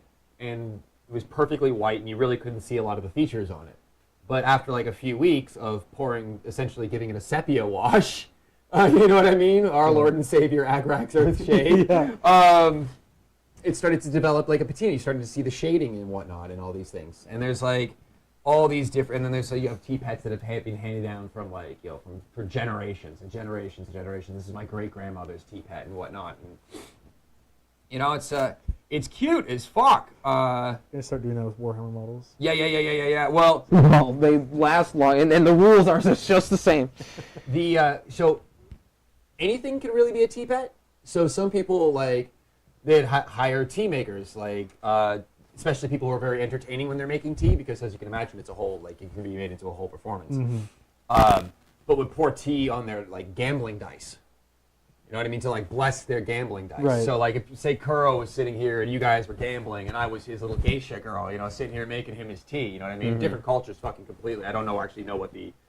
I was your hired tea maker for the evening, or like because I make real tea, good tea. Right. Because you like the way I make tea. Right. So I'm gonna sit there and I'm gonna make you tea and, you know, keep you focused while you're gambling and like, you know, like, oh, you know, my dice are cold. It'd be like, you know, here's some pour one out for your dice or whatnot, and like keep you going and whatnot. So some people have have had tea pets that are a rock. Yeah, I can believe that. Because they went to a mountain somewhere and they brought back a rock from there and they put it on their tea tray and they just pour one out for that this time that I was in that area. Well, especially if it's some kind of like limestone or something that'll Yeah. actually pick up that color. Yeah. So that shit's being cracked for getting into it because I showed my mother. I'm like, oh, this is my tea pet, and she was like, what the hell's the point of this? I saw your tweet. That's why I was asking. Oh yeah. Oh man, yeah. There's sometimes you get to have conversations in life that are unique and wonderful and special, and getting to explain analytically, break down the Drake and Kendrick Lamar beef has been a lot of fun for me. But yeah, even getting my mom hooked on tea pet tradition, she's like, shit, I think I want one now, because it's like, it's just not for nothing but to be like, pouring one out for the homies. Yeah, you're pouring up for your little homie. Yeah, exactly. So like, I have a couple of friends that I've been like slowly messaging to collect like little nicknames, especially people like I don't get to see. Like, you know what I mean? Not friends that I get to like see, like Jessica. And I don't get to see her. Like, I get to see her like maybe once a year. Or, like Al and like all these people that I get to see like once a year. Or like Chris Geek Beardly. You know what I mean? Mm-hmm. I'll just kind of be like, hey, you just send me a little figurine that reminds me of you. Like, so Chris Geek Beardly, I got him to send me a capybara. Sweet. I'm getting like Tamir to try and send me something from Israel that I can pour tea out on. Oh. What? No, I get it. I was putting, right. I forgot they have fucking, I forgot how Tau worked for a second. They have, their regular arms are on the front, and then the robo arms behind them. What? Like, her hands are here, but her gun hands are behind. Oh, she got multiple arms coming off of her thing? Oh, yeah, okay, cool. Yeah, the normal hands are here, the mech hands are up behind them. Did they all do that? Or no? Well, not the crisis suits, just her specifically. Yeah, there's like medium-sized mech, you just see little hands just popped out the frame, like that would be pretty bad. But yeah, no, it's just their personal mechs. Yeah, I don't know why the fuck. The stealth suits do that too. I think the stealth suits do that too as well. Yes. I forgot how the Tau work. I need to learn how the Tau work. I need to learn how half these armies work. Past, I don't know, fucking run at them screaming bloody murder. It works out though. It works out for you. Yeah, it does. Although- It does. So I was playing that Tau guy yesterday, and the rules. Man, Curry, you're getting yourself into something. The rules for Tau are so Convoluted? they're just really finicky. They're very I'm sure that the people playing Tau know how it works, but fucked if you're trying to explain it to someone, right? So it's like, yeah, so this guy can spot for this guy, and that guy gets +1, and it gets armor penetration. But when you spot this guy back, it doesn't get armor penetration. But then this guy can spot for this guy and give him +1 to hit and +1 to wound, and it's like, man, They work for the greater good. It's very much everything has to flow together. I appreciate the cool interplay between these models, but just tell me what it does. You don't have to tell me its whole life story. I just want to know what I have to roll to know. Life story? You mean lore? Then give me I that. just cut that. Then give me that. It's not. I'm not talking about the lore. Well, no, I know what you said, I'm but talking like, about the patch notes. give me the lore patch notes. What's that, Nathan? I just cut because that thing broke on me, so I just cut that. Oh, the cable. The cable completely off, and it looks Clean. much. I thought I'd like it better. It broke. I was like, thank you. You're gonna make my life substantially easier. Where are those cables? Nathan, I was telling our chat that you're actually working on my traditional Warhammer painting board. See all the decades of paint built up on that? Oh, on this. Oh, that's paint. Look what's under it. Look what's on the other side of that. It's a Ouija board. Yeah, I saw that when you picked it up. It's cursed. It's how I get the demons into my models.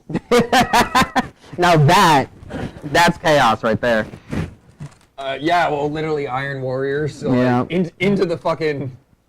I Perturabo's still one of my favorite demon Primarchs because he's just like, he didn't go evil because of like chaos or any propaganda. He just because he fucking hates everybody. This place is so shitty. I fucking hate all of you. No Fucking shit. respect. He was a dickhead from the beginning. Yeah, it's like, look, Peter Turbo autism is great, okay? You know what I mean? He just wanted to make toys. Nobody wanted the toys. There's a great line from Texas Beach, an old YouTube show. Oh, Empire Texas Speech, yes. But Yeah. just is Perturabo treated like garbage because he is garbage, or is he garbage because he's treated like garbage? No, he's garbage because he's treated like garbage. for Yeah, I was sure. about to say, like, Nature God is damn it. nurture. All he wanted to do was just make toys, but nobody fucking wanted them. Yeah, they want him. The Emperor asked him to break toys instead. He's like, he's fine. like, imagine taking your most sensitive little autistic kid who comes up to you and be like, Daddy, look at this wonderful thing you created. And it's like, I didn't make you to create things, I made you to break things. And like slams it on the ground. And he's just like, wow, you're a dick. Yeah, I guess sensitive autism would be Perturabo. Yeah. He just wanted to be a sensitive little guy. He just wanted to make stuff. Angron was going to be the Angron was most the sensitive. healer. The empath. Yeah, that's why, like... Hero, we apparently got some fuzziness coming in from your mic. I'm That's not because sure I- if it's my- because it was- Is this Yeah, his fuzzy, the fuzziness is his literal beard. It Yeah. might be just Hero's general fuzziness. Yeah, it was, what's the fuzziness? Kuro's fuzziness. Yes. I know what I did wrong.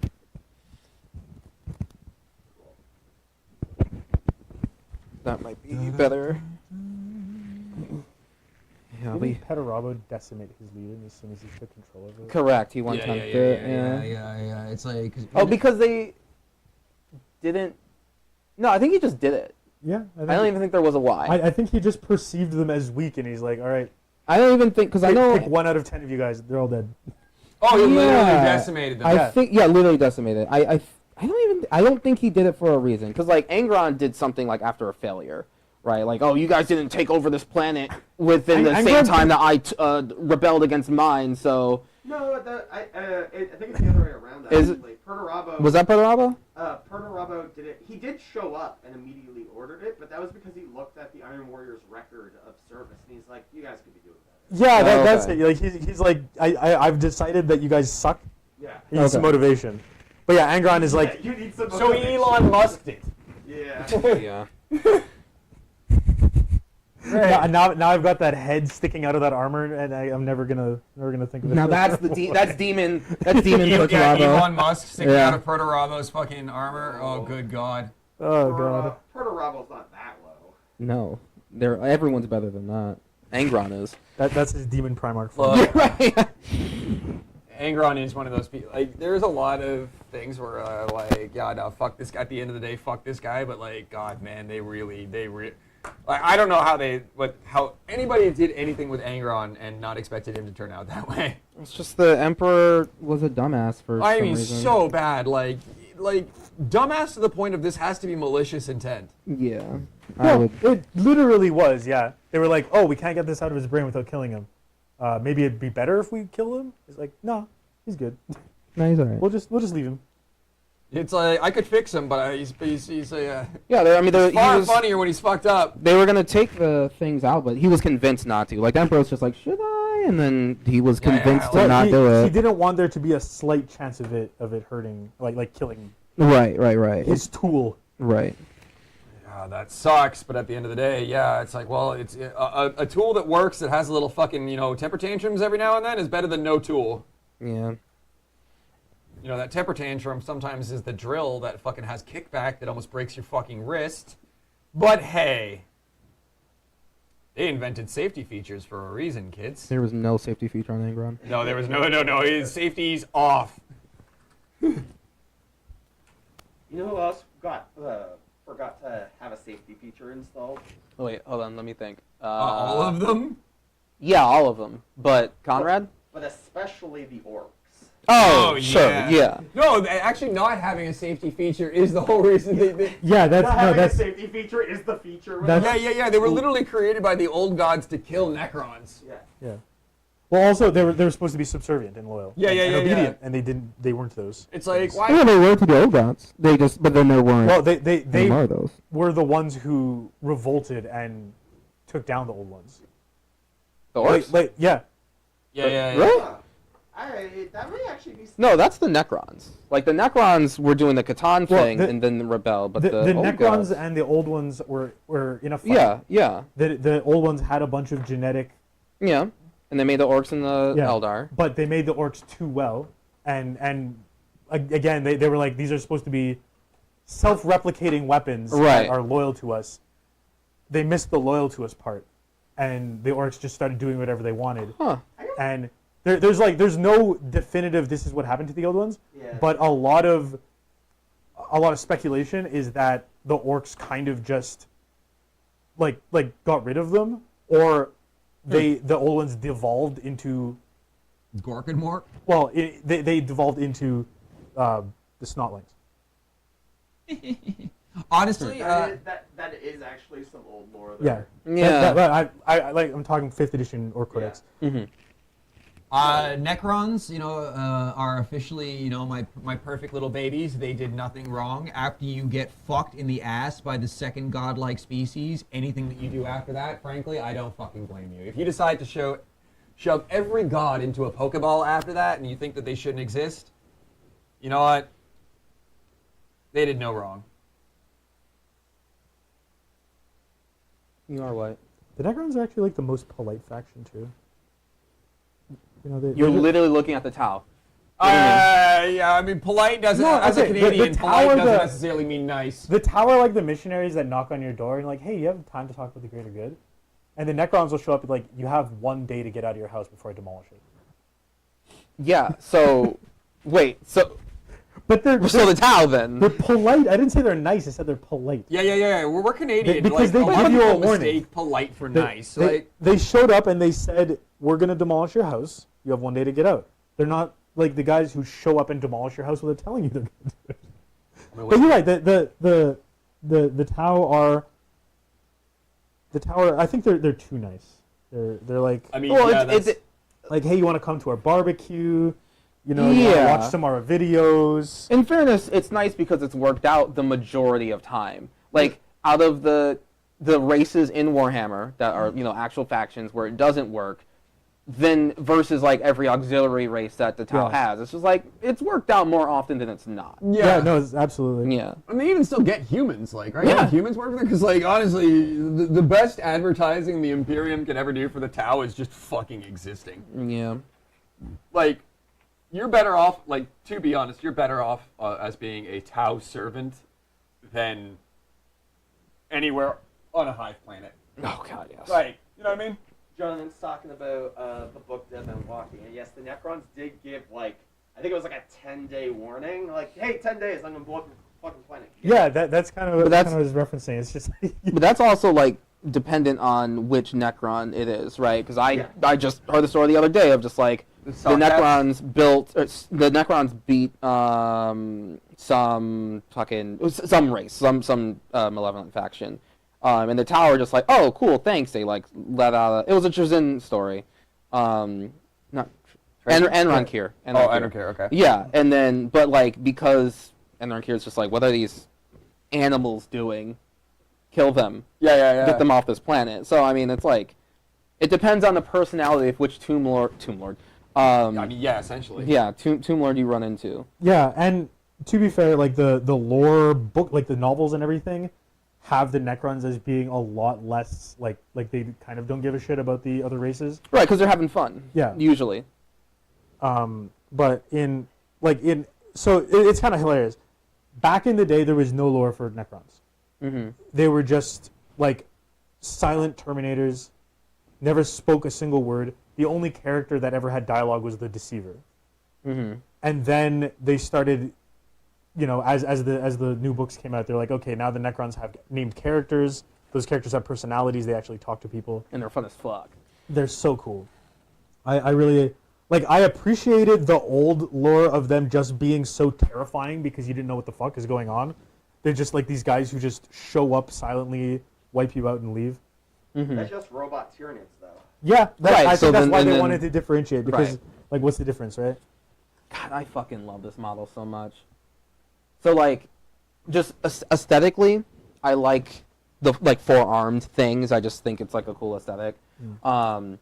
And to see that like even on this model, her hands in the like the position that they are, it's like an inch away from the robot's hands, right? And the exact position. I'm just Use like, the oh my little gosh. hand- like, Yeah. handy cam there.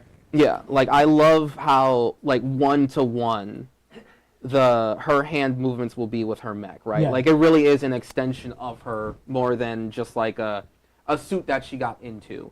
It's very G Gundam in a way. Yeah, like the guys inside the stealth the suits, Mm-hmm. they've got controls. Right. Like they're not doing the same Right. motion. But Right. her thing is like you said, I extension. love that. Oh my god, I love that. I also like Slanesh. I don't know if that. Yeah. We all love the Slaneshi. Yo, okay.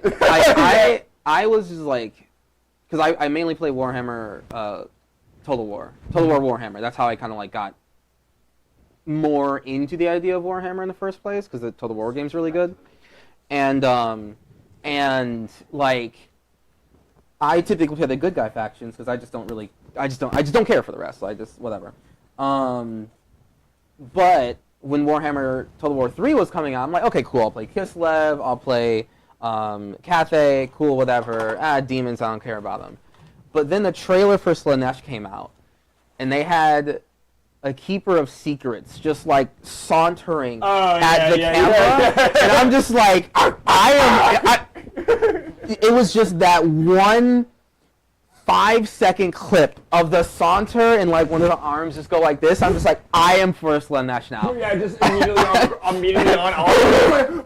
Yeah, I'm absolutely for Slanesh now. So now I'm a Slanesh fan, but like only Demonettes. I don't give a fuck. Like Noise Marine, I don't care about any of that stuff. But give me a giant, sexy four-armed demon.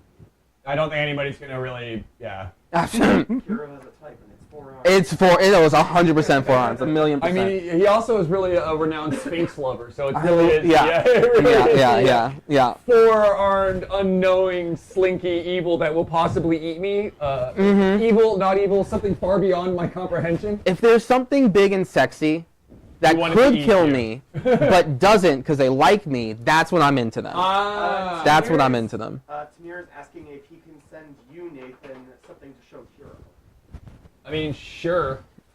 Yeah, do it. Is this big, stupid, sexy Keeper of Secrets? You might be I don't like stupid. Nakari that much. Nakari is just like, I mean, one thing about Slanesh is that there's not enough actual sexy models, and they need to They fix just say that. Mark got them. Yeah, like, you are not going to be the only person in our group that ends up playing Slaneshi, because as soon as Fulgrim. Oh yeah, I like the body model of New Fulgrim. I hate the face. Though, Oh, yeah, I know. Because the I'm gonna face is pretty like face. it's just. I mean, it's just like an ugly guy. Like yeah. I, you He's know, not, I- he can't be ugly. right. Can't be, sorry. Like it's supposed to be the seductive prince. It's like half of the common folk that he runs into should just be enamored by his glory. Yeah, that was his Versus- whole thing. Was right. just like, why can I make everybody fear me or whatnot? Or Right. like, what if you just like me I instead? don't know. I obviously it's an ugly model. You don't want to have an ugly model, but like the He idea can take is a virus that bomb to the face. his Yeah. the beauty of the character has been corrupted Right. and stretched out into an uncanny way, Right. and he still has that effect on people. But now it's because It's perverse. he's a demon. Right. Right. You can't look at him. You can't not look at him because he's a demon, not because he's actually that beautiful. Right. And he I still just- thinks he's all that. I see Right. and understand and respect that. I However, want a I hot still demon. want my pretty feminine. Right. Yeah, yeah, All right. no, I Like, know. I might be a cisgendered straight man, but I like my pretty boys around Right. because But- like it's representation. Again, I represented that- pretty boy evils. That's what we love about this hobby is you could just put another head on him. Okay, I'm gonna take the 30K head and put it on the 40K body. That's what I would prefer. To Look, do. he's just purple Griffith. All right, he's just Griffith.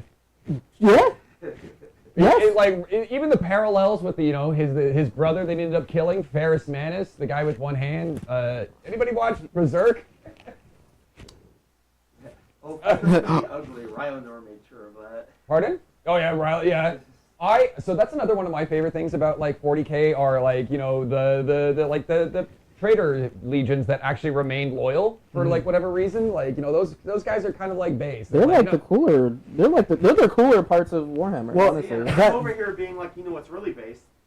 the few squads in the so-called loyalist chapters that actually went traitor.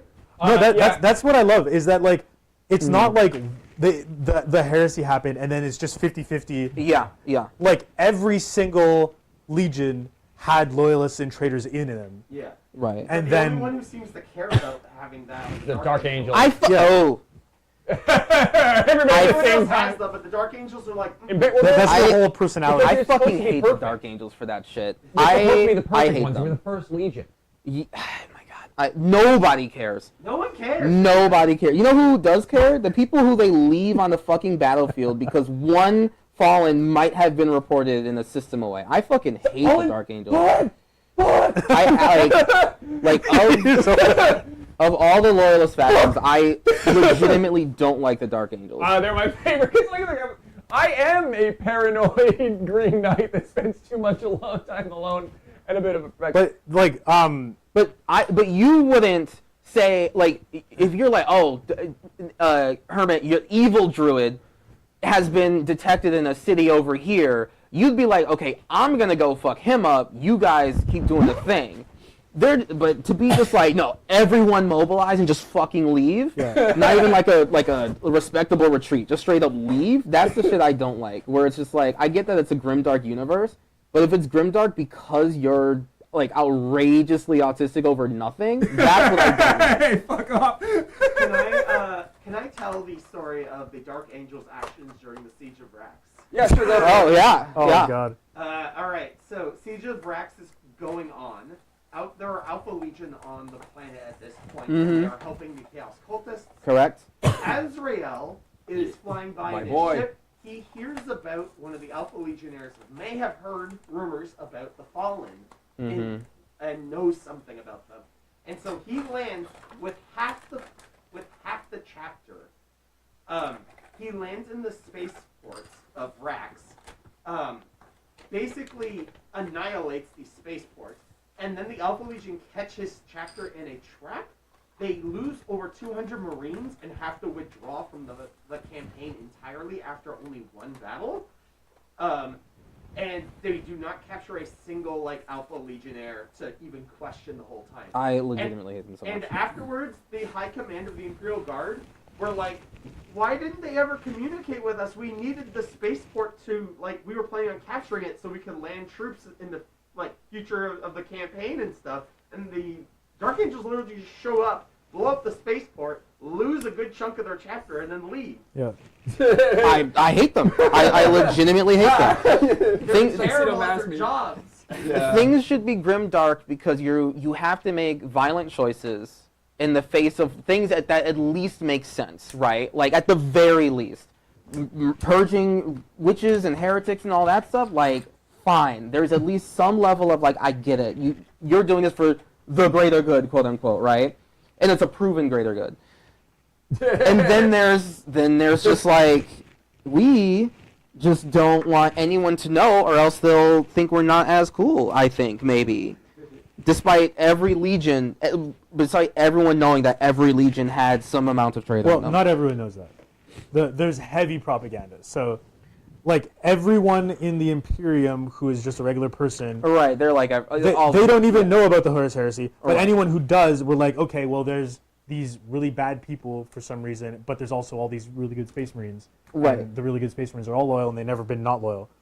And then, the thing with the Dark Angels is Imagine if people knew. Imagine if the regular person knew that. but it's a like Space Marine could it's go- not imagine if someone knew this happened 10,000 years ago. It's imagine if the guys who were there back then are still showing up and causing problems, right. and it's and that's our responsibility. But the cool thing right now is that the Yeah. Lion's back.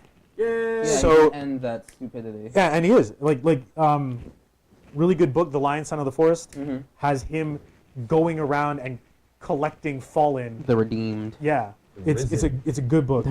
Yeah, it's the opposite of the Fallen. It's the Risen. And with that thing, they released a new set of models. Mm-hmm. Wink, wink, nudge, nudge. Is that's where we get our inner circle companions. That all of a sudden they just don't say anything, and they showed up out of nowhere. And Yeah, they they were always told here. Asmodai to shut the fuck up. Yeah. Asmodai. The one thing that I want to see from the Lion's return is is him. Well, okay, and Asmodai, right? Oh, like yeah, the story of the one Inquisitor who was going after Asmodai for just like derp shit. It's Yeah, like, but it's Asmodai, alright? No, I He's get it. actually bad shit. Like, that guy's right. fucked. But like that's what I want to see more than anything. Like I want to see the Lion and Gilliman meet, but really I want to see the Lion come to terms with what his sons have done because of his own personality, right? Because of like the personality he's given them, and he's already like someone who's Scorched Earth. yeah. He spent the first 10 years.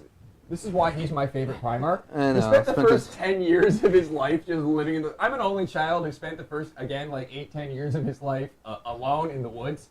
So that does something to someone when you're deprived of a lot of those early childhood interactions with things, and you spend most of your time with dogs. right. But right now he's in a he's He's already growing doing. up. He's trying to, yeah. He's already feeling different. Like he's growing older, right? Like he's literally actually like growing beyond the like man child that all of the Primarchs were. Yeah. Really, all of them. So like I like this newer version of the Lion who's just like. He needed a nap, man. Yeah, He just maybe. needed a long nap. So I want him to confront his sons about like, yeah, like you guys have actually been fucking up with, like just like the Ultramarines had to come to terms with Gilliman just being like, fuck, yeah, maybe I mean, listen, the Codex was a guideline, my guys. It wasn't like you guys have actually done harm by not thinking any bit out of the box, and like that's something that the Ultramarines have to contend with. Yeah, You, get out of the box. You, get the fuck back in the Right, box. right. What do you mean you made this into a religion? Yeah. Yeah. And so I want the Dark Angels, I want the Lion to do the same thing with the Dark Angels, where it's just like, I led you guys astray with how much I was not like a decent human being. Yeah. No, That's what I want. And I love that in this book he is kind of like understanding, like he can't blame everything else on someone else. Right. He's starting to mature that way, and I like you're saying, I'd love to see him finally reach the mainline Dark Angels and be like, look, Yeah. That's one's too many. Oh, god damn! Look at them! Yeah. They're so hot! I I know. want to see two. I just need tits on both sides, though. Yeah. I need that symmetry, okay? I need 4 titties. Oh, I- no, she only has 1 titty. They all do, yeah. They're Yeah. all... It's the sign of Slanesh to only have one titty. they're, Right. they're Oh, sick. I need...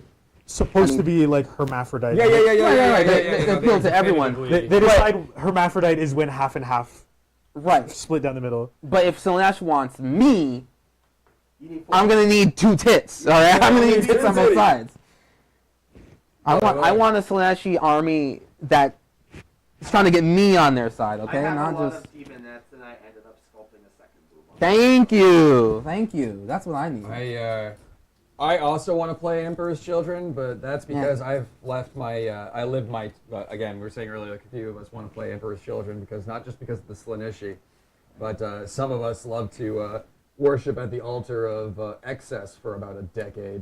So I'm going to be playing the cocaine and pussy army, you know what I mean? Yeah, that's super fair. And the Noise Marines, I definitely will be playing Noise Marines because 11 is about where we like to start. By the way, we are God, that's so 2 minutes to 3. How are we all feeling? Oh, you know, I could use a cup of tea. I'm fucking in on this. We're already. So I decided to walk away from my assassin for a hot sec, who's right here. We got. Well, let's do a recap on where we are with everything. Fucking Nate over here is just like is like hammering the war here. Like we've got definitely the 3 different levels of like assembly here. Grandmaster over here. So we've got what's this? We got what's it? It's a Suraman or So that's Eldrad. Eldrad. And, Eldrad? okay. El Chad. Yeah, El Chad. El Chad. Oh yes. No, I need a Mexicano. Eldari. Eldari. Oh yes. Oh no. Oh no. So tell me about El Chado over here. Eldrad is El Chad. an ancient Eldar Farseer.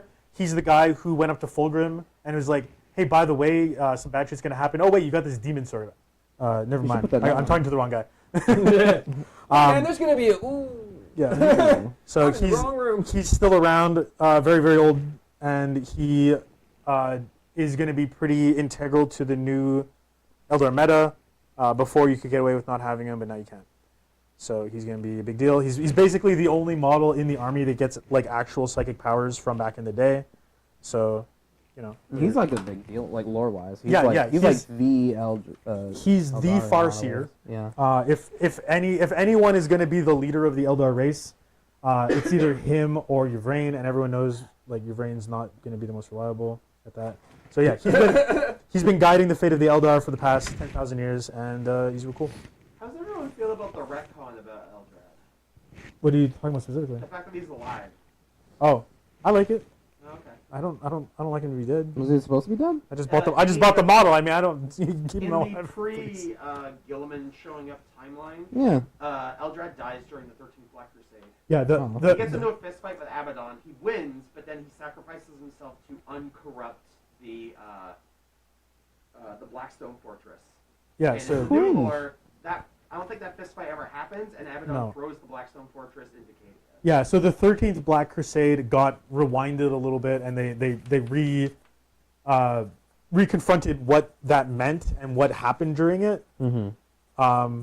And that's where we get the Primaris coming back and the Eye of Terror stretching across the entire galaxy. Yeah. That didn't happen in the older lore, but then they were like, I think they were writing themselves into a corner where they wrote didn't themselves know. into a corner on purpose. That was the point. Well, The clock was stopped 5 seconds to midnight. they weren't. Well, but that's the thing. Then what? Well, they you still focus got- more on telling stories that lead up to the Eye of Terror campaign. Like, a lot of the stories took place over the course of the 6,000 years between the Age of Apostasy and the Age of Darkness, which is the current timeline. Yeah. But And they're not going to go and so backwards. they would go back and do that, but yeah, the new MO is to slowly push the timeline forward. Yeah. And Which there's benefits and negatives to both in my mind. I'm okay with it. Like the thing is that like okay, if we go a little too far, it's not going to be Warhammer 40,000 anymore. Where are you at? Nathan, Nevermore Painting is asking, what do they have to do to get you into a historical game? I mean, I need more people around to play it with, and then more time and money and mental brain space, I guess. Yes, the main thing is I think anyone can get into any game as long as they have like friends to play it with. Yeah, That's the that's thing. 100%. Man, I like pick up Destiny because my friends are playing it. No one's playing Destiny anymore. Yeah, it's like the whole thing with like why do most people play D&D 5th edition when there's like arguably better things out there? The majority of people are Because it's what the majority of people play. Mm-hmm. It's like McDonald's is not the best. Like I'm a chef. I'm well aware that McDonald's is not the best burger, but it's the most popular burger because it's accessible. it's accessible to everybody, and everybody knows the name McDonald's. They don't know, Pathfinder or whatnot. Oh, is that D&D? And then they're like, no, it's different. Like it's like D&D, but then like you're the whole like, okay, well, I want to do D&D. Right, but I have 5 friends over here playing that, so... Yeah. Like, a lot of the times, also, like, then you have, like, games of, like, oh, yo, I'm going to run this game, but I'm going to be running of this type of game, and then you, like, you spend, like, weeks trying to learn the entire thing, and then the campaign falls apart, and after, like, 2 sessions, Right. you're like, I'm just not doing that again, man. Like, can we just go to McDonald's? Mm-hmm. Yeah, you know what I mean? Yeah, like, yeah. 100%. Like, the cheese pizza syndrome. yeah. Everybody at the table likes cheese pizza. Everyone can eat cheese pizza. Everybody can eat cheese pizza. I'm lactose intolerant. Yeah, Well, there you lactose intolerant people don't play games. go. I mean, and also lactose intolerant people are probably one of the number one consumers of cheese pizza in my experience. Hands up. You ain't wrong.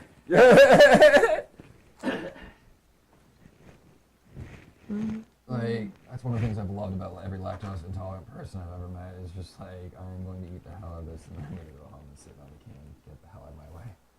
You cannot stop me. So it just means that I have, like, me consuming this pizza isn't a bad thing. It just means that I've got a designated leaving time. And I'm going to eat this fucking pizza.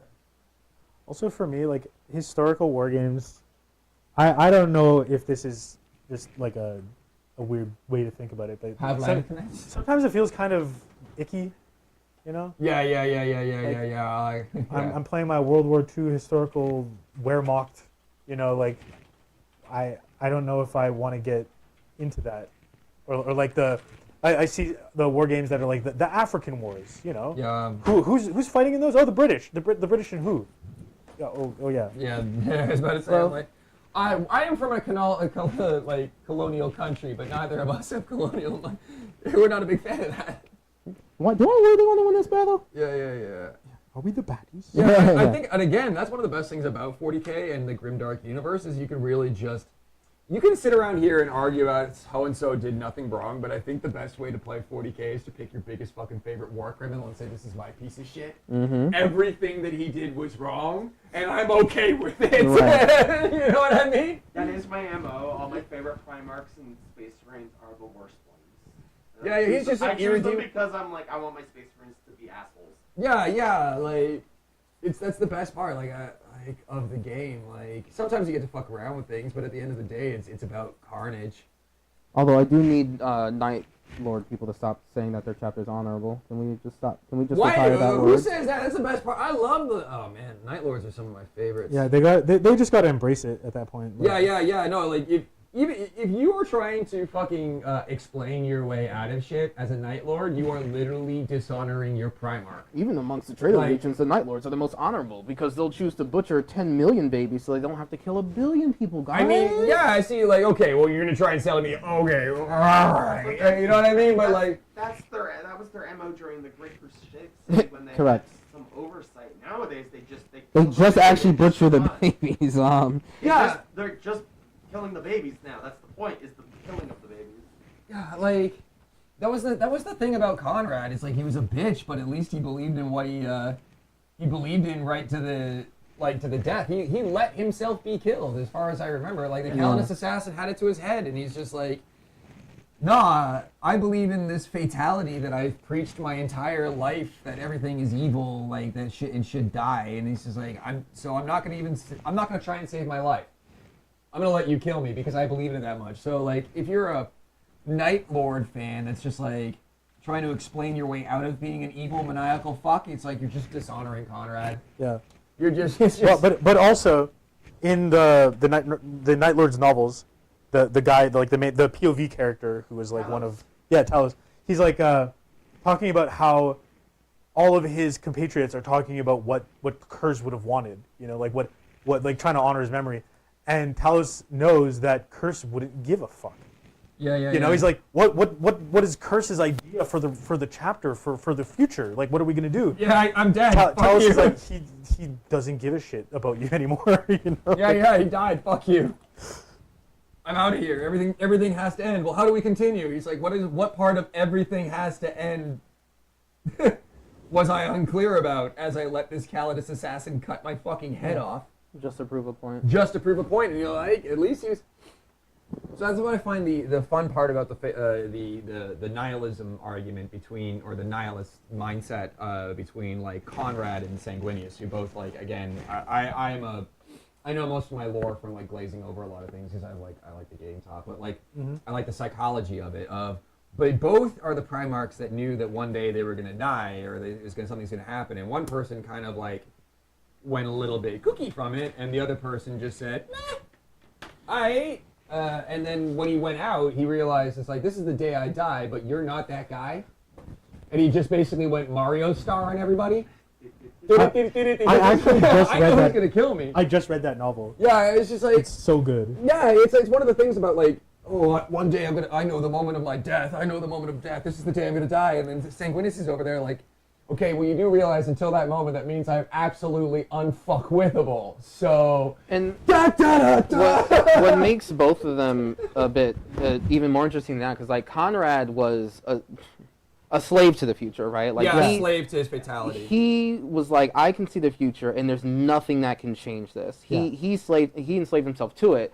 Sanguinius always believed that in general What if? the future is actually able to be changed. Yeah. But when it started coming to the end of their lives, Sanguinius is just like, fuck, like I know the future's changeable, but like everything keeps falling into place where the future that I see is not going to be changed. But even his attitude towards it wasn't negative, because he Right. was like, I see the future in certain steps, Right. but I can play around in that. So that's why Right. the thing where it's like, I know I'm not going to die today, so I'm just going to go out and destroy an entire world eater's like battalion. Right. Yeah, yeah, But- yeah. And it's also because he knew he could, right? Like he had Exactly. the skills So- to do it. yeah. He didn't just walk forward, know that fate itself would bend every bullet, and then just go you still have stab, to- you still have to stab. work for it. Right. It's Like like, he I still might worked be- for it. yeah, Right. Like maybe you don't die today, but you might Right. get fucked up. Because he knows that the future is changeable enough where if he doesn't try to dodge bullets, the future will change and he'll die now, Yeah. which Yeah, is yeah. not what he wants because he wants to die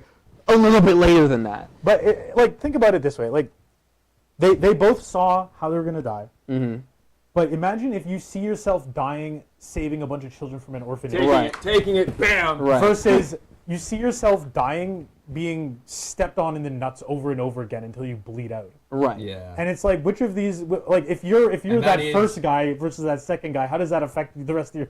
Right. Yeah, Sanguinius definitely did have like the better visions. And also the better mindset about it, right? Like Yeah. it comes down to the mindset about Always. the future and its changeability. Sanguinius believed that it is changeable and manipulatable, but he wanted to get to that final purpose because he felt it was a glorious one. Yeah. Whereas Conrad's just like, life sucks, the future sucks, I don't want to be here. Well, no, this is that, how I'm gonna it die. drove him nuts. Yeah, and it did drive him nuts. He's like, yeah, that's why it. the hell would my father send someone to kill me? He couldn't figure it out. Did he, What? he didn't even think it was that. He knew that he was going to die by the Emperor's will. Yeah. I don't even think it was specifically an assassin until it was Well- kind of clearly that was going. Well, he knew that the emperor was going to get him killed. Right. Probably not. Like, I don't think he thought the emperor was going to literally cut him down himself. Right. But like maybe he thought the emperor was going to send the wolves or something. Whatever. Yeah. But like it started driving him nuts, and he like confided to Dorn, like Right. what the hell's going on to me? You Yeah. know, like And Dorn's issues also, I mean, Yeah. Dorn helps him believe even more so that this was like going to be an inevitable future because he, being a man-child of his own right, can't. It's just like What do this you mean annoying outside brother. the box? This annoying brother of mine thinks he can see the future. This fucking weirdo. I hate Yeah. him so much. Get out of here. It's like, Yeah. all right, cool, thanks. it's like actually that's banned. Thanks, bro. Thank you. I love. Yeah. I mean, every Primarch just. I mean, it's just the most dysfunctional family. Yeah, so let's beware the humanity of. My favorite thing about the traitor Primarchs is like the humanity of their fuck ups, Mm-hmm. and the loyalist Primarchs are like the most inhuman people. Right. Actually, like literally, actually. Yeah, they're like actually just inhuman. Like especially Lionel Johnson, he's so just not connected to Correct. humanity. Right. Whereas like Perturabo is because he's being physically fucking like hurt all the time. Like Right. Angron has been physically fucking hurt all the time. Right. He's going insane when he was supposed to be a guy that just wanted his friends, and then they jammed a bunch of shit in his brain. Yep. If I had a forever migraine that only stopped when I was punching someone, I'd think be I'd get punching a fucked lot up. of shit too. Yeah, you know what I Right. mean? Like I have restless leg syndrome. It hurts like hell, and I sit there often at night beating my legs in with a club just to make it stop. So you know what? I gets it. But like all the traitor Primarchs all went traitor because of like really human, really rational. Like, Yeah, except for Fulgrim. I mean, I've done some horrible things for Yeah. good good. What's that meme? It's just like my dick has led me places I wouldn't go with a shotgun.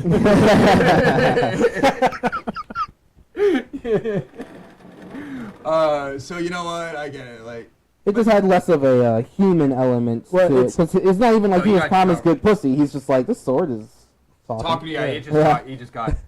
This The sword's temptation talking, and I is- like what it's saying. Right. It's the failure of temptation of like like again Right. I wish they and then delved. going too far into that temptation. I wish for a second. my entire issue in general with like Warhammer's presentation of Slaanesh should focus more on the perfection aspect, in my opinion. Yeah. Because like I get, okay, you don't want to have a billion Slaaneshi models with like giant tits, because like okay, like it's hard to sell. It's like, okay, sure, you could focus more on the like perfection aspect, right? Like the follies of trying to be perfect, and then you should have more. The Emperor's Children should have more characters that are like, who's the fantasy Slaanesh guy. Oh, Sigvald. Sigvald. Yeah. They should have more characters like Sigvald, less like Lucius. Because like I get Lucius is fine in his own right, I guess. I hate him, but like He's fine. He sucks. like, but he's not even trying. He's no longer even trying to be like I'm the ultimate swordsman because like I'm driving myself to perfection to a point where I want to keep coming back to life so that I can now become he just better. can't fucking lose. He just can't, and he's just like a bitch, and like it loses that like I want to be perfect aspect, and I think that they haven't hit on that enough. Instead, they go for kind of like the more noise marine aspect, which is still fun, and I get it, and I get why people like that. But there's not enough about Slaanesh that says this is someone who drove to be perfect, and they did a lot of terrible things to drive to that perfection. They don't have enough characters like that. Well, remember, Slaanesh itself is not perfection. That's the Emperor's children putting that in on her. Slaanesh's thing is excess, and the Emperor's children fell to Slaanesh because they were too Excessively.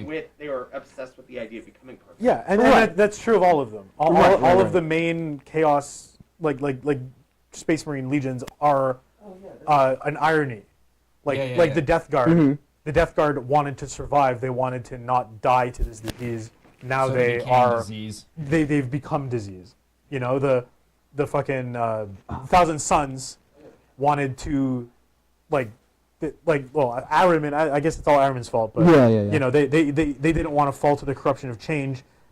Now they're all robots Now in they boxes. cannot change. Right. Now they will So- never change. So it's all they've all done a deal with the devil, and they've all gotten the negative outcome of that. Monkey paw. So I could see some situations where you have like a sorcerer or someone who has actually achieved the benefit and isn't quite experiencing the negative yet.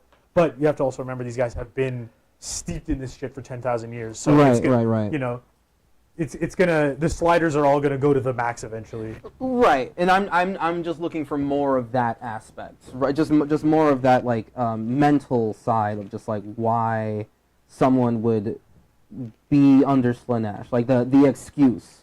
I which one do you want? I can get both of them. The obsession to the point, like, you ever seen like a good way to explain like how the perversion of Slaaneshi and like perfectionism? Have you ever seen the art for the card of Ad Nauseam? Where you're just constantly working on something and it has to be perfect, and like you've worked on it so long that your fingers have now ground off, and you're like, no, it's still not fucking done yet. So now you attach shit to your arms so you can keep writing, and when those break off, you like smash your face against it to try and finish this perfection that you spent you go insane, like, and for someone who has like compulsive like autism or compulsive ADHD, like that just like as you can feeling frantic as it is, but like you just lose yourself in that, and you get real lost in the fucking sauce, and next thing you know, you don't really know who the hell you are anymore. Right. It's funny that you mentioned the Adnaz art because that's literally just like someone in the Imperium. That's like that's someone's job. That's- You know, you don't need hands anymore because we can attach these paintbrushes to your hands. But just get to it. Because you don't need hands. The only thing you're going to be doing is writing. You don't Yeah. need hands. You need paintbrushes. Thank you. Exactly. Well, what I want hands for what? For what? Well, what eating? Oh no, we're going to replace every single part of you. No. We've got a tube feed you. Yeah. Right. Sludge every 8 hours. You're good. Yeah. It's like, what? For the Imperium. And then they wonder why people go to Chaos. Right. Which is why I want to make a. I like there was a conversation in there. Oh, Khorne cares not from where the blood flows, but like he kind of does. Yeah, as long as you're not backstabbing someone. Yeah, you're not backstabbing Bitch. somebody. You know, if it's honorable combat and whatnot, and then he doesn't give a shit. He's like, it could go either way. He's like, oh, I'm cheering for both of you, right? But I wanted to make like a Kharnite army that basically shows up out of nowhere anytime anybody's like, someone's picking on somebody else. Like they're vastly outnumbered. Karn just shows up. He's like, how about we make this? That would be fun. They That go- How would about we be- make this even? They go and Right. like curb stomp bullies. Is what you're Exactly. It's That would be basically- fun as yeah, fuck. That's like the army that I'm working on, and basically it's going to be like a Blood Angels looking army, and everybody's going to think they're Blood Angels, but they just really just rip out of the fucking warp, slam down, start beating the shit out of people. It's like so like anytime there's like a sense of injustice, because again, Yeah. like Khorne cares not from where the blood flows unless you're just mercilessly slaughtering innocents. That's not honorable. That's not combat. That's fucking fuck that shit. Well, that Wham! that's more of like the like we were even talking about. That's what the world eaters are putting on it. They Yeah. are the ones who care about honorable combat.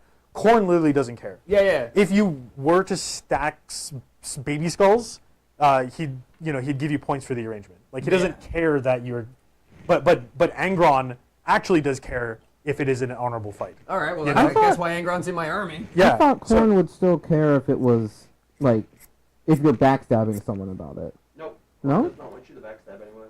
Korn Yeah. doesn't want you to backstab anybody. No. That's what we thought. Okay, yeah. Corn is survival of the fittest, taken to an extreme. Yeah. Mm-hmm. They want it. Corn wants you to prove that you are the stronger, not the sneakier. Or the Yeah, that's smarter. Sneech. Yeah. Or Yeah, Zeech wants you to stab them. Zeech. Yeah, Zeech wants you to backstab people. But also, like focusing on the honorable. Hello, Boris. Focusing on the like honorable aspects sometimes of of the Chaos Gods, because like there's a reason why people worship them, and then you Right, take right, it too right, far. right. You take it too far. But like anybody who has a horrible lot in life, right? Mhm. And they pray one day that their lot in life will change. Da da da da da. Mhm. Third arm, Yeah. Right. 6 eyes. All of a sudden, Sneech shows up. It's like, change, you say? You wish for change? Which Or- is again like one of the things that I was listening to. Why some people would like say to, hey Nurgle, thank you for this chest cold. It's been nice. Thank you. You can have it back. I'm grateful. Like you don't want to offend him, right? And then he was like, and also you don't want him to send you more. So you know what I mean? It's just like, thank you for leaving me alone every day. Thank you for keeping your blessings away from me. Thank you, Nurgle. Goodbye. But yeah, no, I definitely want to make like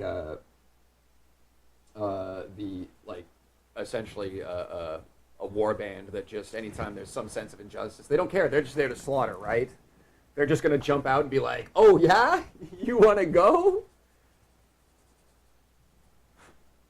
Kind of like make up their their chapter legend to make it sound like they're loyalist. It's like in times of need of great atrocity, a red angel descends from the heavens and hands out the just like wrath of justice. And everybody's like, "Oh, that must be Sanguinius or some shit." Yep. No, nope.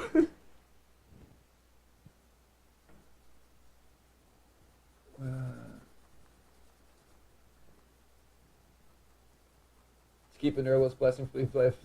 Yes, need to pray to keep Nurgle's blessings away from your kids. Yeah. But none of us need any of that, like the flus. Hope they feel better. That's 103 is not a good fever. Hopefully That's a bad fever. it's a bad fever. I don't like that. Hopefully. You thought it was Sanguinius, but instead it was me, Dio. It was me, Angron. Oh, you mean the great blood angel? You mean the great angel of blood, Sanguinius, shall save us? Yes. So yeah, you're looking for the angels that would punish the bullies Yeah. and save those weaker, and it's just like, well, I'm butchering them Yeah. because like they're They're fighting dishonorably. Yeah. It's like the saving people was not Right, the part. It's yeah. just more of like, no, I'm here to fight. And them. it also plays into the rivalry between Korn and Slaanesh, right? Where like Yeah, both yeah. of them do want slaughter, but Slaanesh is just like, get fucking into it, bro. Like fucking kill a lot of things and get off to it. No matter how you do it, you can stab him in the back. I don't give a fuck. Stab it like a lot in the back. Get that gushy. It's like, Right. That's just like there. It's like, hello, have you ever heard of the term called skull fucking? Right, and Squirrel's like, you pussy bitch. Yeah, exactly. Fight me one-on-one. Yeah. That's why Tamir keeps getting his ass kicked by my Lancer, because my Lancer walks out in the middle of the battlefield and says, "You, fuck you," and Korn's like rock hard, just jorking this shit. He's like, yes.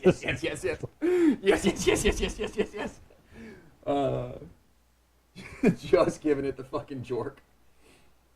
And then I boxcar all my fucking charges and everything. You know what I mean? No, Damn. Well, that and also I have a tendency to play very cagey, and I try to get the charge off, so I'll be like hiding and shooting and moving around so I can get the charge off. But having an average move speed of 13 inches across my entire army, before one day Karn will strip more than a few wounds off your Lancer, before he becomes a splatter. Yeah. I mean, Tamir, do you run Angron? no, he doesn't run Angron yet. His next army has Angron in it, which I'm looking forward to because Angron has flying. no. I've played against World Eaters once in 10th, and it was pretty cool. I mean that I that enjoyed the model looks experience. sick as shit. Like the fact that he can, the combo this guy was running was he had Angron, which can come back if you roll 3 6s on your thing, Yep. and he had a model. Either it had an enhancement or just had a rule where once per game you can re-roll your blood fate dice, whatever it's called. Yeah. So like you could like try and stack up 6s and then pick up the rest of them and roll them all again to try and get Karn back. So I had to kill this guy, this stupid little chaos boy, before I could kill Angron. I was doing it backwards, or I was imagining it backwards. I figured that out now. Continue, sorry. That's all good. He's coming along, eh? Yeah, my waifu. Yeah. Yeah, so it's just like it seems really potent. This dude who can re-roll your blood stuff to bring Angron back, and Angron comes back with full wounds and everything. Like, kill the bastard twice. Yeah, well, I'm going to take Assassinate, and I'm going to throw Helverins at him, and I'm going to kill him 6 times. That's what I hope. Because one of the reasons why I do love my army is because at the end of the day, they are just people in giant suits. So, like, when I field an army, it's like 9 guys and girls versus entire swarms of shit. It's like, yeah, they just got a giant mech suit, but it is only 9 of them. And they go hard in the taint.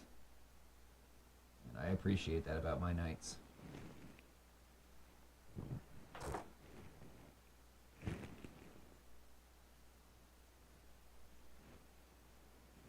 Oh, I'm gonna stop talking for a second. I almost put this guy's head on backwards. Or not backwards, like, cocked. You right there, producer? I'm fading a little bit. All right, how much longer do you think we got? How much longer you got in you? Could go 12 more minutes to get to 3:30. Okay. Are we gonna do a break or just gonna call it there? Sorry? Are we gonna do a break or are we gonna call it there? We can do a break. Cool. If you need a break, go for it. I can probably have a smoke. Okay. And then we go for like what? that goes- What time do you think we should go to? Like 4:20? That's you. 4:20. What do you think? 4:20, 5 o'clock? You're not feeling well, so I want to make sure that you are not. Yeah, 4:20 is probably better. 4:20 is funny. I'm gonna get inside real quick. Yeah. Warm up some. We're out here in the garage because this is where the studio is, But it's cold. which we will probably be streaming our next game on the 15th. Not next weekend, the next weekend after. Why not? And also, Nate, you're going to be coming down to join us for another game. Hopefully, yeah, we'll try and make it work. At the very latest, the next Command Fest, I'm gonna be here again. Sick. So Which When is is that? I think it's Oh, that's like forever away. You're gonna be. yeah. I think you'll be here before. I think you'll be here November. before then. Yeah. Yeah. I was gonna say I got a couch and we got content to make. So you know what I mean. We're gonna see each other before I guess September. yeah. I mean, I'm not against it. I just gotta make it all work. Yeah. I was gonna say, as I said, I got a couch and some content to make. And it's, Wait, hold on. Say that. oh yeah. Wait. No. Wait. Yeah. Yeah, because you got me that Lancer from in fucking that last game that we played when you came here. That was a hootenanny. That was a lot of fun. Yeah, that was one of those games where I'm like, wow, this is fun. Okay, so we could definitely make content. Like, you know what I mean? That was an 8-hour fucking game. And like, I think we got to turn 4. And then we looked at turn 5 and we talked about Yeah, turn five. we just hammered it out, and we were like, okay, this is how it's probably gonna work out. I think we rolled like a dice a couple times to see. Well, yeah, Olive was going to scoop, and she's like, okay, well, I really can't win unless I draw specifically to very specific primaries, Yeah. secondaries, and she did. So we had to sit there and like talk it out because it was we either sat there and talked it out or we'd have to play it out. And it was 8 o'clock at night. We would have gone to like 10. Yeah. It was 8 o'clock at night. Well, I think the last turn would have been, we would have at least gone till 9. Or like 8:45. Because it was the last turn. It was turn 5. That's a good point. It probably wouldn't have gone 2 hours. Yeah. But- No, the first turn, however, because Olive was playing 4,000 fucking points of Tyranids. You and me added no time to the clock because we're both playing normal size armies at that point. We're just playing a normal size army between like my 9 knights, 11 knights, and your 5 squads of Terminators. Yeah, I had like 1 squad of Terminators and 3 squads of Grey Knight Infantry, and then just like my little Dreadnoughts and Dread Knights. Yeah. So we like kind of had almost the same size army as Olive just had in general. What was she basically was tabling this? She tabled like half of that. She has 6,000 points of Tyranids. So she was able to field, what did I just say? So like 2/3 of her entire collection? Which, for someone who doesn't get to play with a lot of her bugs, was very exciting prospect for her. We were asked if you've ever played against the Lord of Skulls. Lord of Skulls. Lord I of- played it? No, I haven't played Yeah. you. Oh, he said Nathan. Most of the okay, the rule is I'm Nate, he's Nathan, Yeah. so that we don't confuse. Because Or just Hermit. yeah, or Hermit. You know, Because you know damn well, I was about to say, I've never played against the Lord of Skulls, so ask. I haven't played. I've seen them on the table. They're so silly. It's like imagine like a big mechanical centaur with all these like tanks of blood on his back. Sounds sick as fuck. Yeah, Yeah. it's a funny looking model, but I haven't actually like face down against it. I would happily. I play Grey Knights. I would tear that thing apart. Yeah. I was like, oh, you're gonna. That's a Again, as a knight player, like I see a mass consolidations of points in one single area, and I just go, Lancer! Go! And it's just like, whoop! I'm about to make a name for myself here, boy! Love that movie. Yeah. No, that's basically the Lancer every time Someone fields their like warlord, he's about just goes just gambit mode. It's like, all right, I'm going to fuck you and add that to my list of shit that I have fucked. I've added you to the list of things to do today. Yeah, exactly. Oh shit, I didn't glue this grenade on.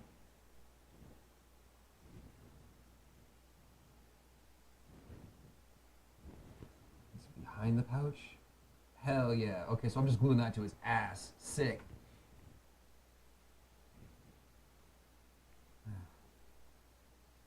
How's Shadow Sun coming along? Beautifully. Beautifully. Yeah, she's about done. I'm on the last page.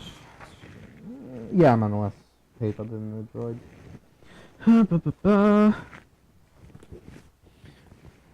Which face am I gonna go for? I personally like the. Well, for her, it depends. Do you want to have the hair? Yeah, I'm So gonna do have the the hair. So do you want hair and helmet so you don't need to paint the face, or do you want the face in out because it's waifu? Where's her box? Oh, there it is. I mean, I mean, that's the question everyone asks. Right. yeah. I mean, In the right spot, I'm sure. yeah. I don't know. I don't know how Tau works. That's how I see. Okay, yeah. Yeah, I guess like it really depends. Like so, I hate painting faces. Yeah. I always try to put helmets on. Yeah, I usually do. For all the Tau I did, I always do the helmet. Most of my army will be helmeted, if not all of it. Debbie's Sisters of Battle army is the exception to that. Every single model is helmetless. I have to paint all the Oh, faces. whoa, wait. Yeah. Does he have a bomb ass? Yeah, just like my wife. Yeah, I don't know though. Like I think you should either go full helmet or full Without face. helmet, yeah. Because the half helmet looks kind of weird. It does, yeah. Yeah, the half helmet's lame. Full helmet's okay, but it doesn't have the hair coming out, which would be... Yeah. So I I think. mean, you could do that though. You could just grab that ponytail, cut it off, and put it on, Oh, yeah. on the Yeah. helmet. Well, it would end up looking like this. That's fair. I'm going to do helmetless, because then eventually I'll have my own face. On Yeah. Exactly. So you're just gonna have. That's why I figure like for named characters have the Yeah. face out. For my wife, Yeah, that's why that was literally my thing. It was like, okay, so we're gonna do this because of this, or this because your wife. which one is her face?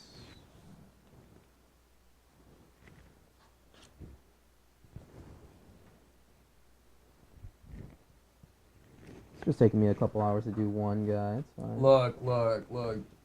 Look. We can't all be Nate. I mean, you can. I mean, It's literally your name. I'm trying to get there. That fell into place. I'm going to quickly just kind of like paint around it, and then I'm not going to fucking touch it. So that's kind of like where I like. Sometimes you have like a glue that you use as a tack, and then you can kind of paint in with this super thin stuff.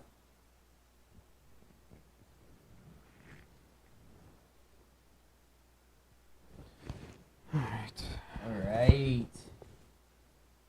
Fucking call this Kuro. We're gonna be trying to do like a 0 to hero thing, but like for Kuro it's gonna be 0 to unit finished. Mm-hmm. Which is fucking fine though. So. A hero unit. Yeah, I mean it's like it's Sure. the important unit. We're all just building characters today. Like this is a character. This is a character. But like, yeah, that's a normal human size. These Eldar are fucking big. They're tall. They're real tall. Like, well, no, okay. This normal Eldar is okay. They're about the same size. Yeah, I mean, you can't like Eldred's standing on like Yeah, 2 feet of rocks. Yeah, it was this guy I thought was a bit bigger, but Well, it turns out he's also not. just on a base. Yeah, it was the base that was giving me the. But these, the Dire Avengers, everyone was wondering if they were gonna get a new model refresh because all like the Warp Spiders and like even their Phoenix Lord Asterman is getting a new model. So everyone was like, oh, new Dire Avengers maybe? No, didn't happen. But I think it's fine because these models are fine. They're modern plastic. They don't look too goofy, and there was things that needed it way more. Like, just make... Yeah, Because it's yeah. her head, so I want that. Yeah, I that know. needs to be... Just immediately go like, hey, bud. Yeah, I want that to be as on point as it needs to be.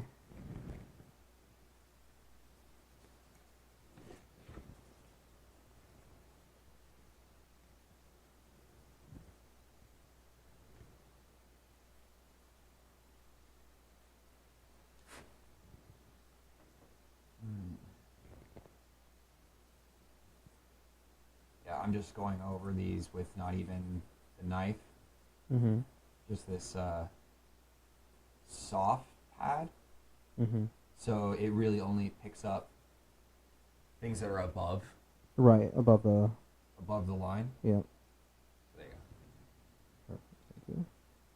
'Cause the rest of it's kind of soft, so the only thing that comes up, the only things that rise Right. and pick up are generally what it takes. Yeah, just use that. Also, yeah, holding it with your hand and using the sponge pad, or yeah. So yeah, if you hold this, whatever your piece still, and then sponge pad over it. Oh, okay. That way, you can like give it some contour, but then also sometimes flip around, hold the thing, and then sometimes you might need to diddle around with the piece that you got. Okay, I don't know if I'm going to glue this to here yet. I think I'm going to do that separately for ease of painting. Right. If we're being honest, because if I want to paint that behind there, right? Yeah, no, that would make it hard for you to get at his backside. Yeah, his backside, this whole fucking thing.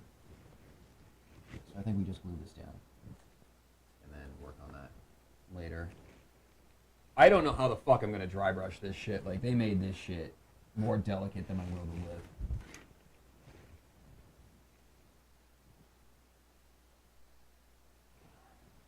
How's it going there? Watching the stream builds character. Assembly speed, watching the stream builds character, yeah.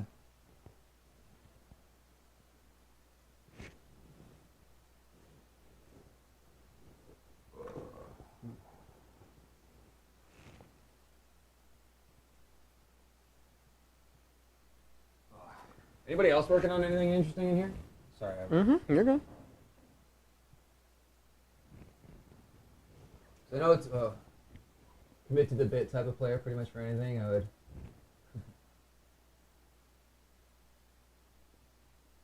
Yeah, orcs seem like a lot of fun. They really seem like a lot of fun. Also, I would get to do a stupid accent. I get to really lean in on one hell of a British accent.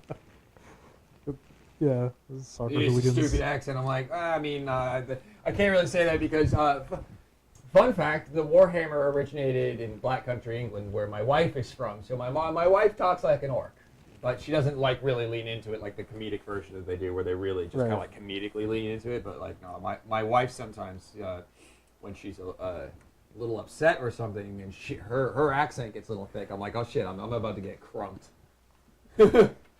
I'm about to get a good crumpin'. Yeah, orcs were my first army, but I haven't played them because they all got new kits with new base sizes.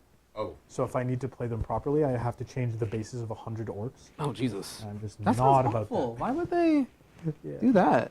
Well, just because before they were on little 25mm bases, which is like so small that the model sticks out on either side of it, Mm-hmm. and it doesn't really make sense, and they always like tip over. So it's more sensible the way they are now. They're on like Space Marine bases. It sucks. It makes sense. It But sucks. It makes sense. It if- sucks.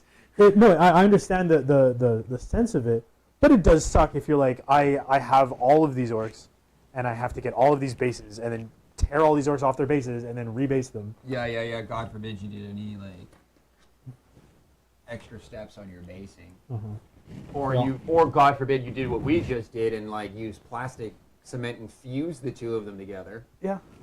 Like if you had super glue, sure, it's just a snap, right? But like we just bonded the plastic together. This shit's not coming out.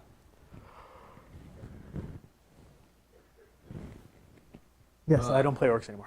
Yeah. Moral of the story. Moral of the story is I don't play orcs anymore. My buddy Chris has been looking at possibly playing orcs because they're just funny. Yeah, so the thing that got me into the orcs, and I guess you could say this got me into Warhammer, the orcs have a weapon called the shock attack gun. And back in the day, what it did was whenever you So attack did you with say a it, shark attack gun? shock attack gun. Oh, okay. But it's kind of close. What it does is it fires goblins through the warp, and they reappear on the other side of it, either exploding or being so driven mad by the warp that they just like tear everything apart. So it had a variable strength. So you roll 2d6 to see what strength of the weapon is, and there's a whole table for random results. So if you roll a certain result, you could accidentally teleport the mech across the table, like as though he charged like 60 inches, or you could just everything underneath the blast gets removed from the game, or he centers the blast on himself, or like all these different random things. And I just thought that was so funny, and so like just this chaos, like orc that does these ridiculous things, and just like I love the flavor of the gun itself because it just fires little goblins through the warp. Yeah, that does sound like an orc thing. It does sound like an art thing. It's chaotic, but it's fun. It's fun. Does it work? Does it need to work? It shoots. It shoots. It works just fine.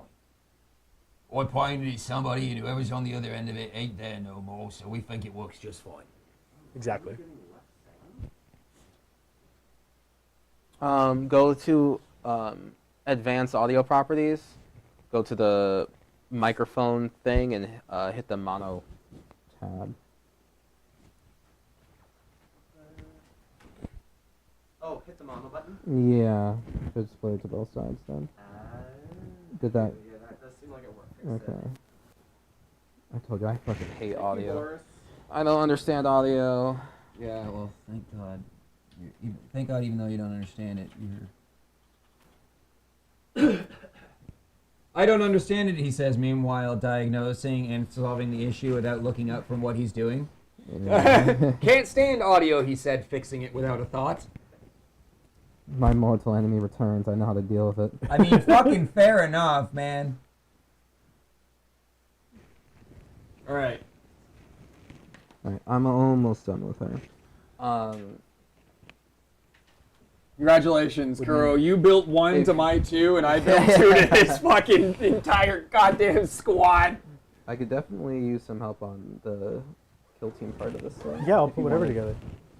Since you seem to be very fast I'm at putting finished my them homework. together, yeah. Yeah, since you finished your homework, no. Yeah, can you help with it? And I guess I'm done, and I'm gonna be moving on to that one as well. Sure, yeah. Because I already had the experience of putting the kill team together, so I'm not losing any, like, not losing the missed experience of All right, so another the one. assassins of Ooh. the Knights Assassins are here. Ooh. Combat Patrol. Except the problem with the Vindicare Assassin is that I play against Olive a lot, and her leaders are goddamn monsters. Literally. Your warlord's a monster. But when I play against Gene Stealer cults, ooh baby, playing the Vindicare Assassin, headshot, headshot, headshot. Just precisioning characters right out of the entire thing.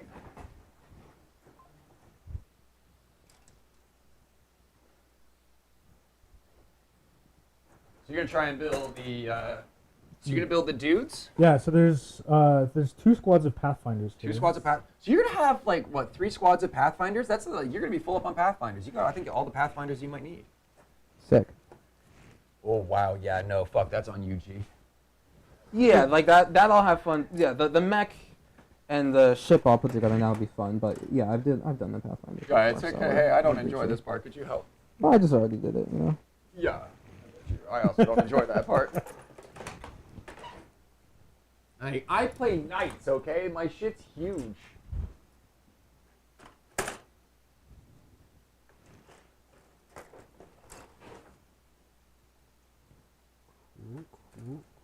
Chad, I'm all the way over here.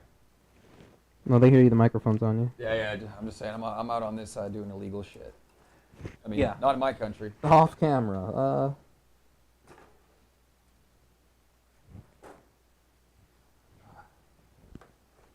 But yeah, thank you everybody for showing up for our stream. Again, our next stream is going to be on the 15th, not next weekend, the weekend after.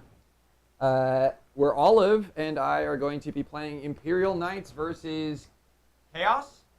If that's what you wanted. Chouse. Or whatever. You wanted to go up against Chaos. You wanted to lose finally. Yeah.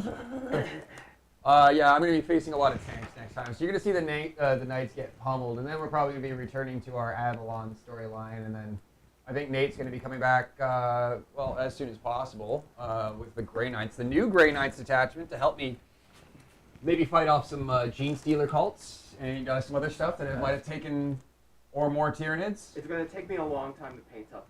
So I'm in the process of repainting my Gene Stealer cult army, and it's a lot of models to paint. Yeah, because Olive only plays armies that give up Cull the Weak, or sorry, Culling the Horde, yeah? Which I'm very glad for the point systems in this edition of 40K, because like I play knights, which means I only have so many models and I only have so many activations, and then she's got these giant fucking armies. So like it gives me a way to counterplay. You know what I mean?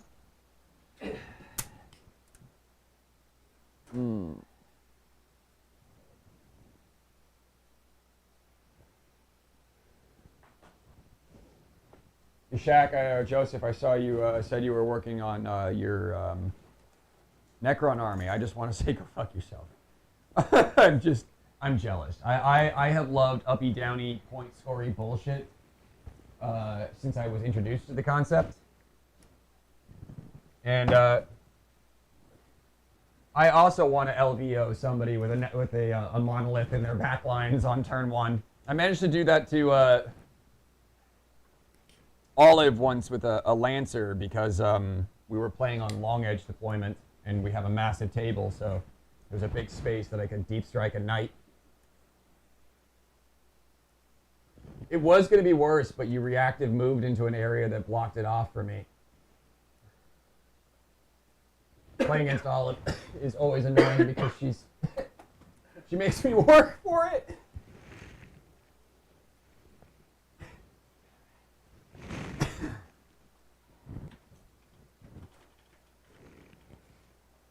So your Pathfinder kill team has a lot more unique models. Like each guy in this Yeah, it's like in a squad different has, spot, yeah. they've got different equipment.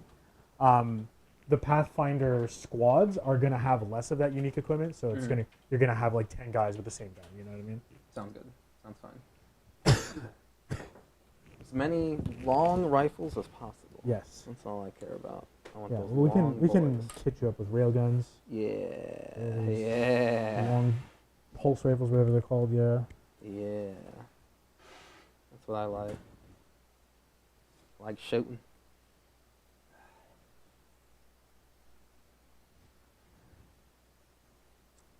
Shooting and sexy ladies. If there's a faction that was, and forearms. If there was a faction that did more of that.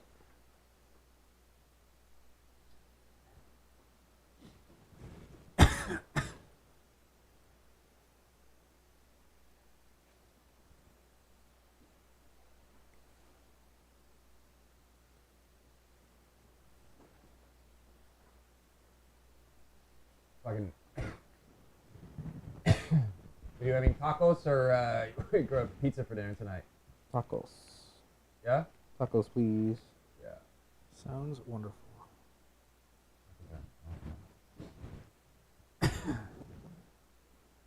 Fucking Kuro comes up and we go, hey, Kuro, do you want to go out for dinner or should we make you something? He kind of looks up and like puts the fingers together. It's like, yeah, out sounds good, but Hermit House home cooking go pretty fucking hard. So we're like, oh, It does. alright. It does. It's like, if we were at most houses, I'd be like, you know, we'll go out for dinner here. If I Yeah. can put in a request, whatever the fuck you're making. Yep, and it was great. So, and I was. It was not- great. I grew those goddamn. Well, those beans are those ones that we grew. Fuck this up. No, she just has to look more to the side. They're big goddamn beans. They were giant beans, and I like them. Real big beans. That's how the heck goes. Okay. Just double checking in on the Discord. You guys are, y'all are really active, man. Like it's been a really interesting transition from going to MTG content to like getting hooked onto fucking 40K because of MTG. And now you're all like both in the stream and posting in Discord about all the shit that you're building. And also, Tamir, I love this desert. I love the desert themed lion.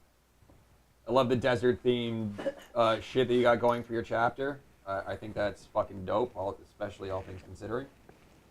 Where you fucking live. You got here. Look at this. Oh, that's sick. Yeah, that's dope. Yeah, that's looking great. Hell yeah. Everybody in the chat, or you know, for everybody else here, you can. Which one are you on?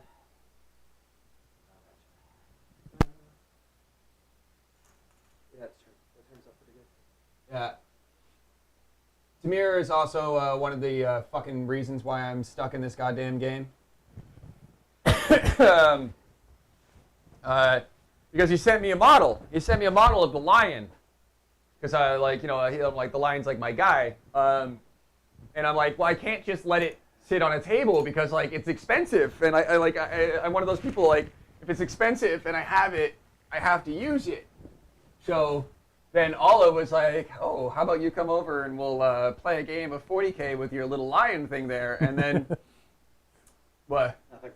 Sorry. Mid game, I'm like, we're like we're like 15, 20 minutes into it, and I can feel the autism slowly like absorbing everything, and like all the puzzles starting to go between my eyes, and my eyes starting to like dart around the table and figuring things out, and then like the next half an hour blanked out, and I was just like, yeah, this is not a problem at all. And then we've basically been jamming at least twice a month or once a month since then. It hasn't been that long yet. Yeah, it's been about 6 months of playing. Oh, okay. Really? Hasn't been that long? Yeah. The fuck? Like I haven't well, yeah, and then the other thing that happened is there Gavity Trading Post on Twitter, formerly on Twitter, they deleted their account. I don't know where they are right now. Had an entire army of knights in their basement that they had unpainted and half painted, half done and whatnot, and they were like, I'll trade you this entire army for like, I don't know, a couple of those fancy Zendikar lands you got, and next thing you know, kaboom. Yeah. So it's been an interesting little journey. Now we're here. Assembling, and we got Kuro addicted over Yeah. He's not addicted yet. He's just building some stuff. That doesn't mean anything. I like the lore. Kuro and I are also going to be practicing his army and practicing 40K on TTS. So, like, if you ever wanted to get into the game, but don't have anybody to play with, and also don't have the kind of money that this takes, TTS is like $10 on Steam. Yeah, or something like that. It leads to many other games. Yeah, it plays a bunch of other games, but like you can play 40K, and even if you do have the money and you are planning on buying in an army, you can test it out first, see what you like. Or in like Kuro's case, they already know they're playing Tau, so it's just kind of fill out what kind of army they're gonna buy the pieces for before they actually fucking buy them, and then waste a lot of money. I gotta get. So I'm at the part where I connect the body and the torso and the rest of the body, Yeah. and it has to fit in, like it has to plug in, but also it's not super itty in there.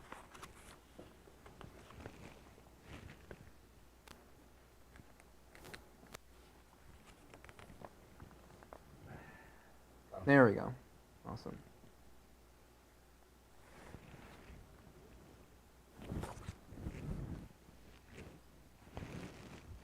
You give me a twist, thanks.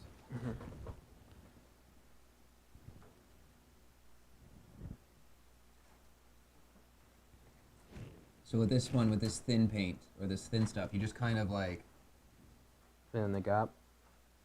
yeah, you just roll it over the gap, Mm-hmm. and then the osmosis kind of like sucks it in. Mm-hmm.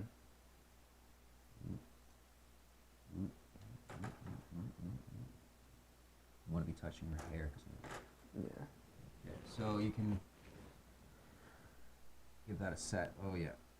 Correct her head. Mm-hmm. Correct her head, because I think my thumb touched her head. So put her head back in where it's supposed to be before it No, fuses, and it's then in the right paint spot. it in.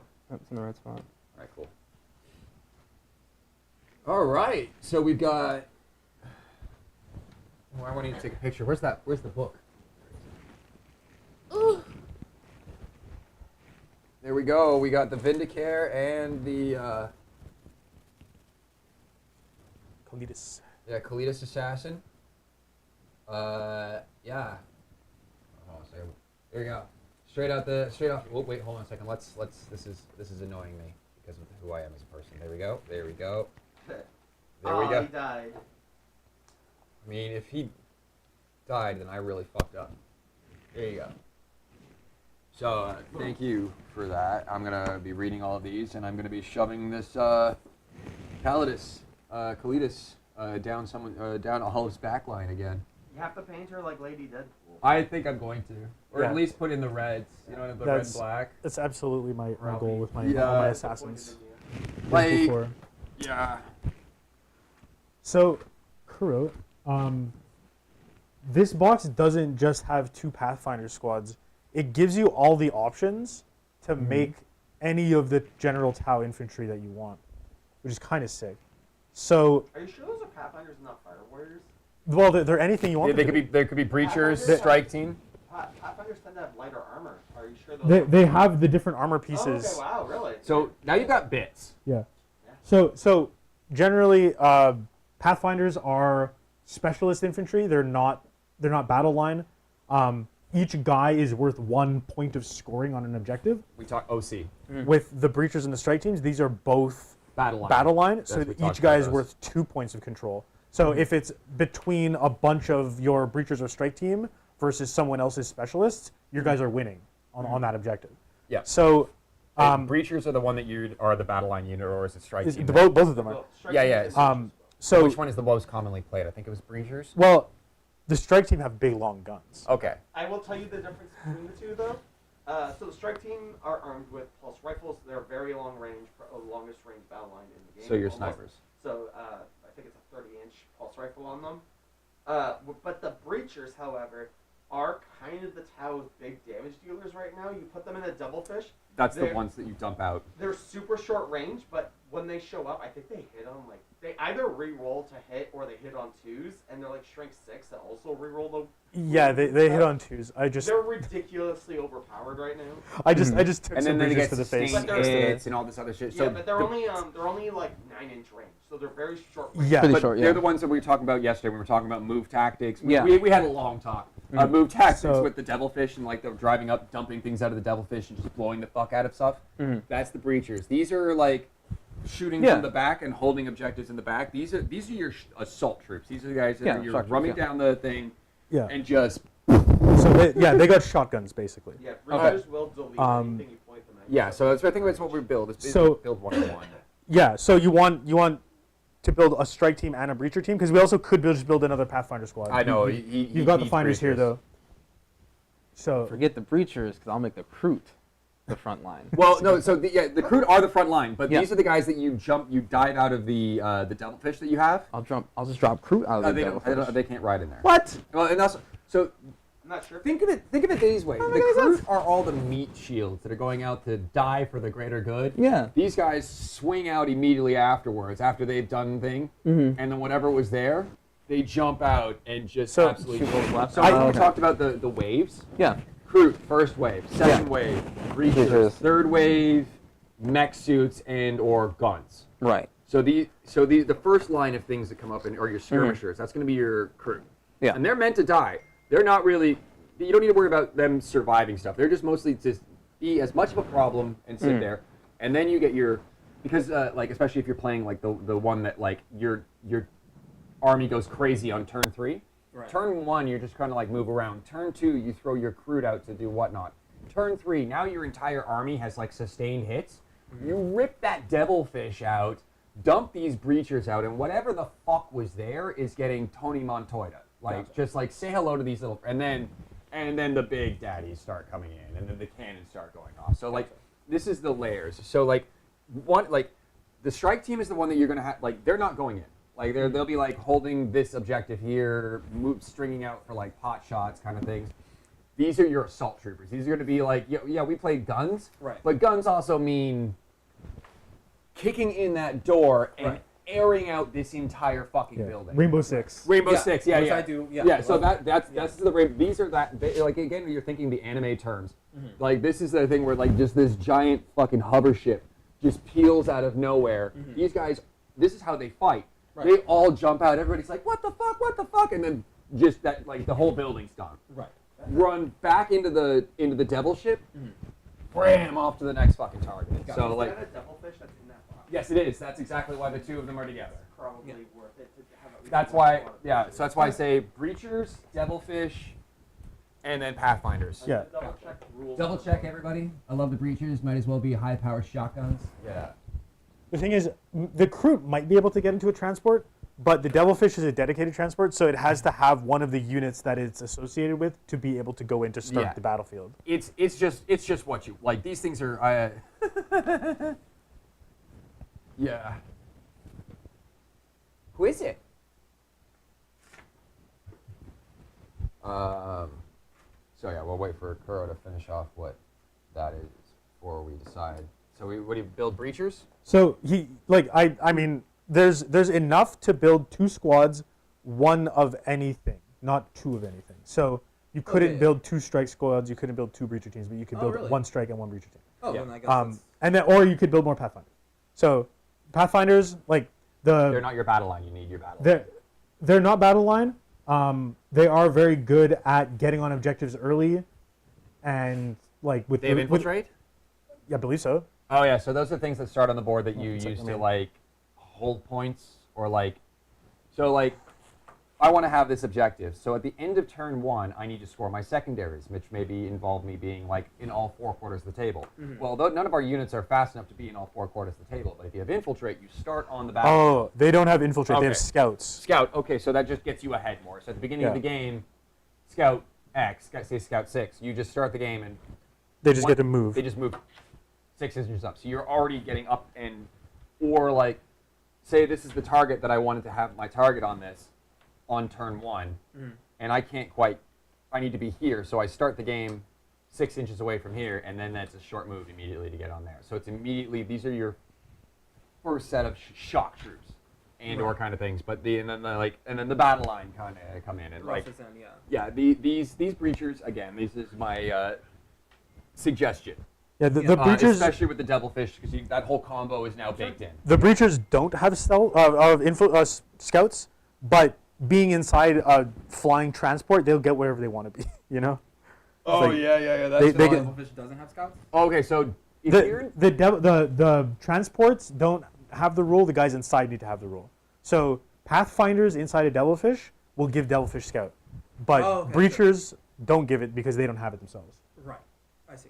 And you're gonna eventually be trying to try and pick you up a used Devilfish or something because your army's gonna be running like 3 of these. Well, or you could just Two or you could just invest in some Hammerheads. Yeah. Oh yeah. Something like that. Either way, these transport this like swift style of like ride in, gun things down, pop the fuck out, and then like even still like say you want to like say because remember we were talking about last night.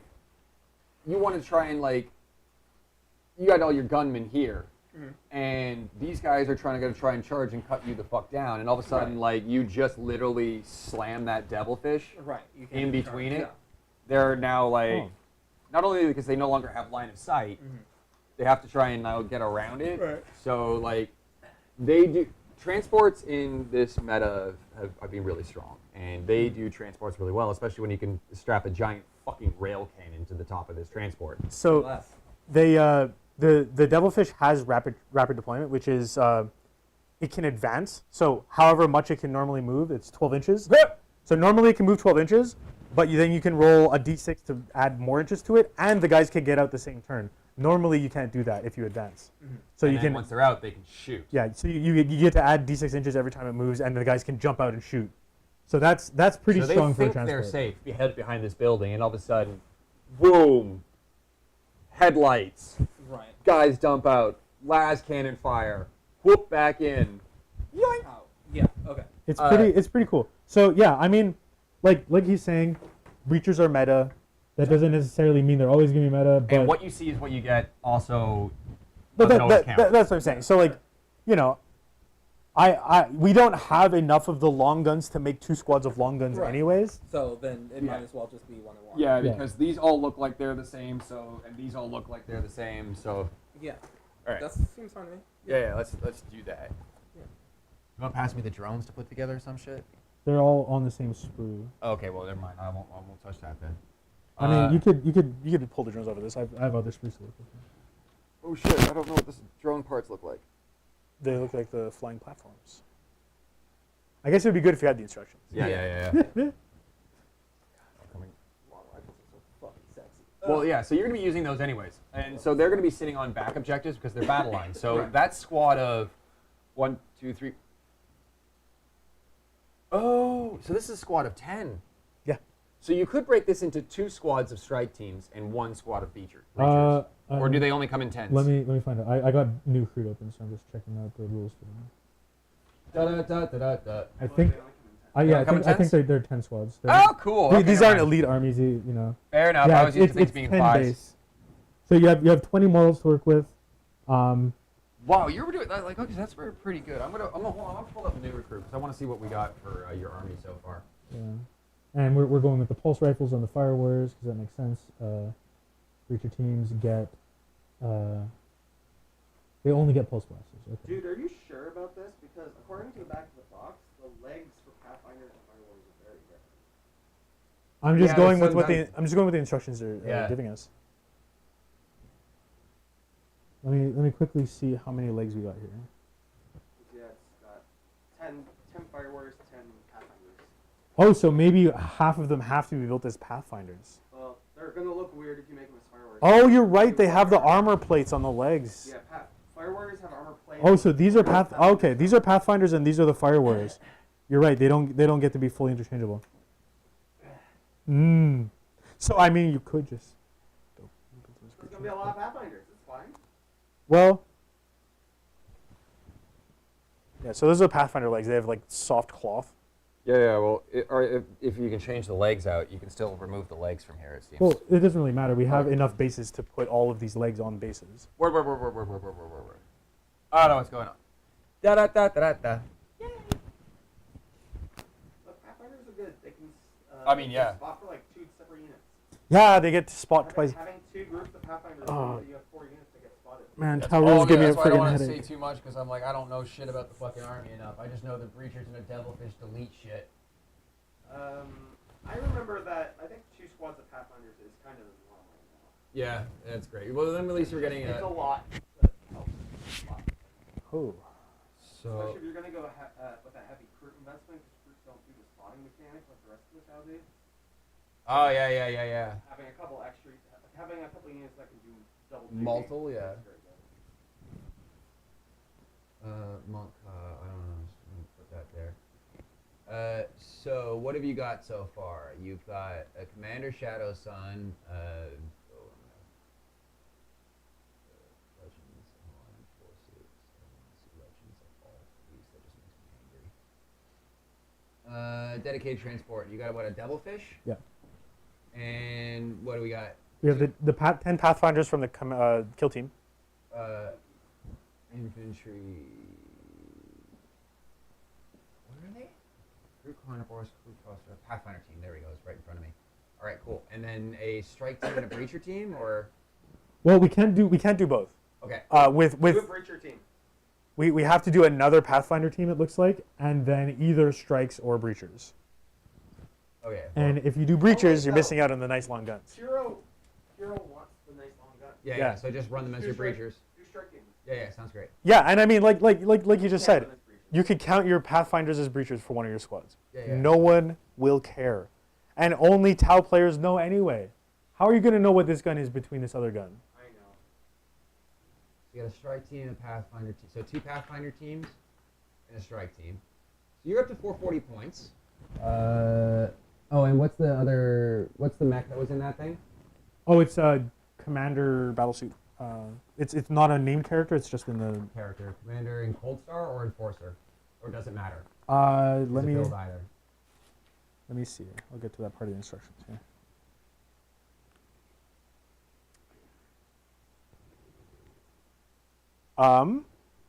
It looks like it can be either.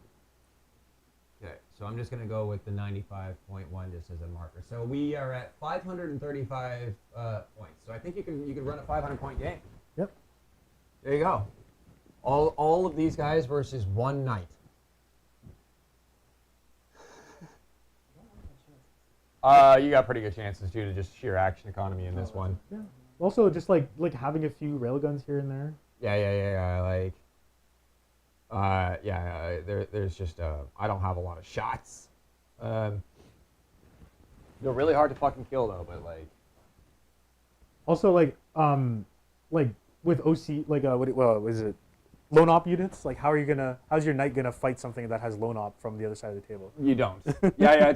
I'm just gonna walk one knight around the table, and it's just gonna you're just gonna out objective him. It's like, oh shit, he's coming, run. Oh lord, he. Oh lord, he coming, run to the other side. Move, block with the devilfish. Don't let him charge anything. Wait. If I put Shadow Sun in the Devilfish, can the creatures just get blown out? No, that's No. not Damn how it. it is. I don't think she can even go in. I don't think it can transport suits. That is funny though. I wanted. I was considering playing a very, very, very aggressive Vanguard Ultramarines list, which is already aggressive, right? Because you can infiltrate an entire aggressor squad. Midboard. Squab. So it's just like you start the game, and it's just like, okay, cool. I'm gonna start the game with like this 12-man block of like Marius Calgar plus 2 fucking honor guard plus lieutenant plus 6-man aggressor squad right onto this mid objective that I'm going to move, advance, and charge on your first turn. It's going to be in your front line, like blah. And then on the other side of the table is Kaido Sicarius, because he gives whatever squad he's in scout. Right. So throw him with like a squad of stern guard in a rhino, or like into like a impulsor, and just scout an impulsor 6 inches up the board full of like blade guard and Captain Sicarius or stern guard and Sicarius, and just like fucking throw that at them. It's just like it's Space Wolves, but not Space Wolves. It's just you know what I mean? Like the contact is happening on your front line, and it's going to be immediate.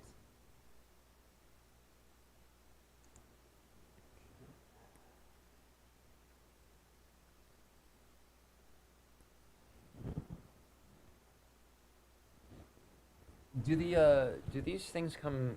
Are these points things? Are these just random things that you get, or are they just? They're not pointed anymore. Now they just make it so that the unit costs the maximum points it could possibly cost, and you can take whatever you want to put on it. Okay, so the same happened with me. Yeah. Wow, they really made her crack pronounced. They spent some good time in R&D on that crack. Oh man, I just put together the avatar of Kane, and he's also pretty caked up. Oh like that. yeah, well yeah. Yeah. Wait, Nate, will I ever get a chance to have my Tyranids eat some of your Eldar?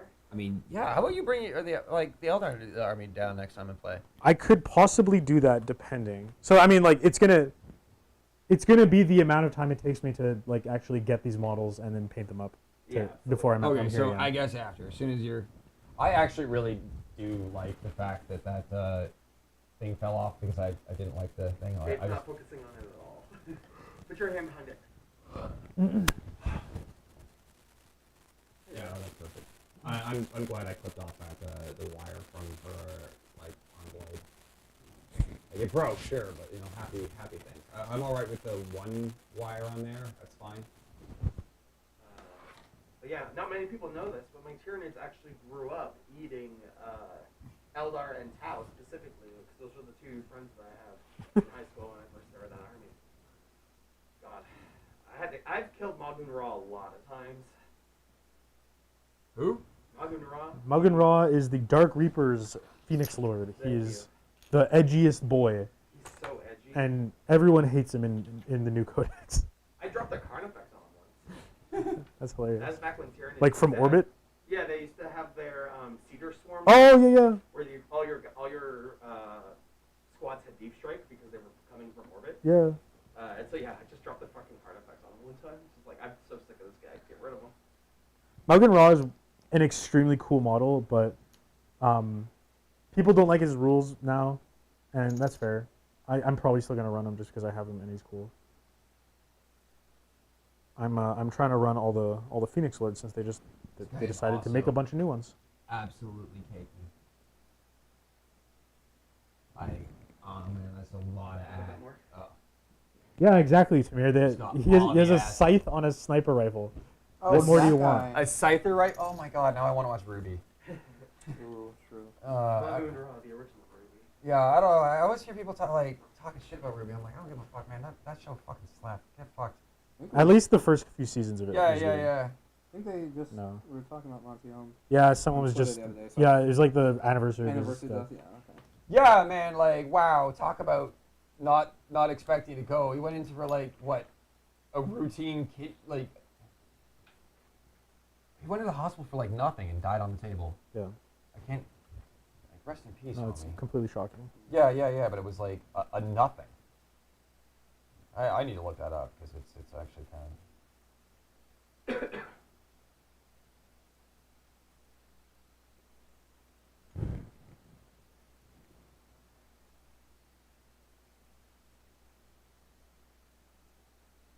And so it's anaphylaxis from an allergy.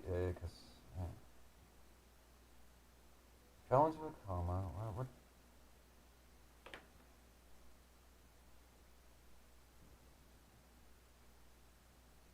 33. What the fuck? Yeah, man. Rest in peace. He's 33. 33. God That damn. fucking sucks. The world is worse off for it. Oh, you're up. Can we get a mic test for me, please? Test 1 2. Test Yeah, 1 your 2. mic's out. Oh yeah. Well, we're almost. It's 4:10. Yeah. Oh, the battery died. That's right. Yeah. That's that. It's 4:10. Our tech is failing us. That I might mean- be a sign. I mean, it's failing us at the right time. Yeah, we're almost there. It's got to slide to the finish. Yeah. I got my things built, and I got my homework for. I got my homework for reading, so that I can say I've actually read some Warhammer lore, and I haven't learned everything secondhand from YouTube. Okay. So a lot of Warhammer novels are very wordy. There's a lot of like, here's all this like grand scale ship combat, all these words, all these terms. That's not what this book is. This book is very more down to earth, Phenomenal. character based, Driven, like lovely. you're gonna you're gonna look at these characters. You're gonna relate to the Vindicators so hard. I guarantee you. Oh no! God, this poor guy. Oh no! He's probably one of those guys. He's one of those like, I just want to retire. Yeah, I'm looking forward to it because like I don't know how this this book came to be. Like they said we're gonna put assassins on a night world, but that's also subsequently exactly how you're supposed Yeah, supposed to play knights. It's good. Like I keep on saying, like I was like when I say that I want knights to get some kind of infantry unit, I want them to get an infantry unit like this. I don't want them to add AdMech to my fucking army. I want to have something equivalent to like stealth suits, maybe like something that can drop in the back lines, make scoring points a little easier. I always thought the knights should have like squire auxiliaries. Those are the armatures. Yeah. Well, I mean, like foot soldiers, like Yeah. like what you want. You want guys who can hold objectives, like foot soldiers, because night worlds do have just like armies of people who are there to like pick up the cables and make sure things are plugged in. So like having some of those guys in there might be a fun idea that aren't necessarily AdMech models. They're just specifically night world like retainers. You know what I mean? Yeah, as long as they're stupid cheap though, because like. Well, that'd be the idea. I'll pay like alright points for something that can like. Or every mech just comes with a certain detachment of them. That would be sick too. Like if you just had a couple guys that were supposed to Right. walk around on your mech, like how all the town models come with the drones. Right? Yeah, Yeah, just yeah, like yeah. that, just like that. Yeah. Okay. So like mechs to help the mechs would be sick. Like something like these drones would be great because like these drones you can just like throw them in the way of one shot. I'd love that. Yeah. So the drones in 10th aren't even models anymore. They're just tokens. Yeah. Right. They just like Watchers. We get watchers. you in the could dark. have them there or not have them there. They just count how many of the abilities you get to use. Oh shit! I'll bring it back to chat, guys. Sorry, I was looking at a new recruit. Hey. Look at my head bobbing when I talk. That's fun. Huh? I never watch myself speak, and I just realized that my head was like bobbing while I was talking. Yeah. You gotta do the head bob. So people Yeah. know you're talking. Yeah, that's how they know which one of us is talking on the microphone. Require more Vespine gas. Yes. Oh my god, if they made I mean, they'd run out of units quick. So, but like an actual StarCraft tabletop game would be dope. That's funny because where do you think StarCraft came from? Oh, I know. I understand, but I want StarCraft. I Yeah, it's want like- Protoss. I don't. It's like we understand that it came from fucking it was. Yeah, sure. StarCraft was originally a Warcraft game. That being Yeah. said, I still want StarCraft Yeah. tabletop. It's The- right up there. Yeah. Come play Space Well, Marines against that. That's a board game. I want one of these. I want Dark Templar. Okay, that's cooler than These guys were Cooler than supposed Black Templars. Dark Templars. Yeah, these guys were supposed to be. These are the Dark Templar equivalent, I guess. Yeah, the Eldar are like Are the the Dark Templar. The The Protoss were Protoss the- are the most removed from the Warhammer equivalent, I think. And even then, they're still just aesthetically. Eldar at the end of the day. Yeah. Yeah, a bunch of super psychic beings that are like in constant war with another race. You know what I mean? Yeah. So They just didn't have orcs, which they were licensed to in the other Warhammer games. Or glad they- Warcraft, my bad. I am glad they don't have orcs. It would be. I like it. I like StarCraft exactly. so how I it got is. Neither do I got 10 legs on bases. I'm not gonna try take any more bits off to Yeah. try and Because do if more we're of that. doing our little wrap up Yeah, here. if we're Do you calling it want here. to do a sign up first, Nathan? I mean, yeah. Well, first off, thank you, Nate, for coming and joining us. And like, honestly, you supplied some of this plastic for us, so like, thank you very much for Yes. that. Thank you, Thank you very Kuro, much for for that. like coming over here and spending the 2 hours Prior to all of this, helping Olive and I set this get our setup like Yeah. better for all y'all. So thank you. Like, Yeah. you got that shit, and we were just like, well, how about you? He was supposed to come up for my birthday and do this, but he had some car problems. So this was Yeah, my little whole like fucking windshield. fucking hang out with my homies. So thank you for coming up, and like hopefully we'll get your next time that you're up. You'll be firing shots at my fucking head or at her head. Maybe the Tau can show up on Avalon and try and help me get rid of this infestation. The Tau would like to do that. Yeah. And then pass you some pamphlets for the great Passive game. play, exactly. It's like, Just on our way out. It's just yeah, it's like, see, we helped you. The Imperium, they never helped you. Wouldn't you like to work with us? Wouldn't you like to be knights of the greater good? It sounds great. It sounds fun, phenomenal. And everybody's like, And then on that note, there will be streaming next on the 15th for 2 weeks from now for our. I'll come in. Just for Olive and I, we're going to be playing Knights versus Chaos versus the Alpha Legion. And then next month in February,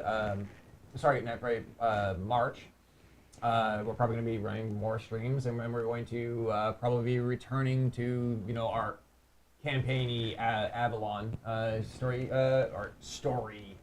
shit that we're just kind of like, it's just an ongoing story that we make up for the shit that we're playing on the table. Yeah. And then in that case, hopefully in that month we will have Nate back, and the Grey Knights can help me out, and possibly, as we just said, a team of Tau can help Avalon out against these Tyranids. And then we're going to be painting up your Gene Stealers to add to all that. So we got a lot of stuff coming. We're all starting cooking and whatnot. There's been a lot of support from a lot of you, so I'm just hopefully trying to make it worthwhile for you. And thank you. And we will see you soon. So again, thank you everybody for coming by. Thank you Olive for running the stream, and peace out. Bye, guys.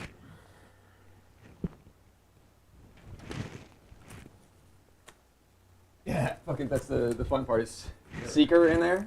Jonathan's inside. Yeah. He's just not doing better. Yeah, I talked to him briefly when I got here. Yeah. He's like Olive's functioning. Jonathan isn't. Yeah, he's a little behind. I got sick about 2 days before him, so he's about 2 days behind me in the healing factor. Yeah, I love that both Canadian Marvel superheroes. Hit the on the multi-stream thing. Turn YouTube off.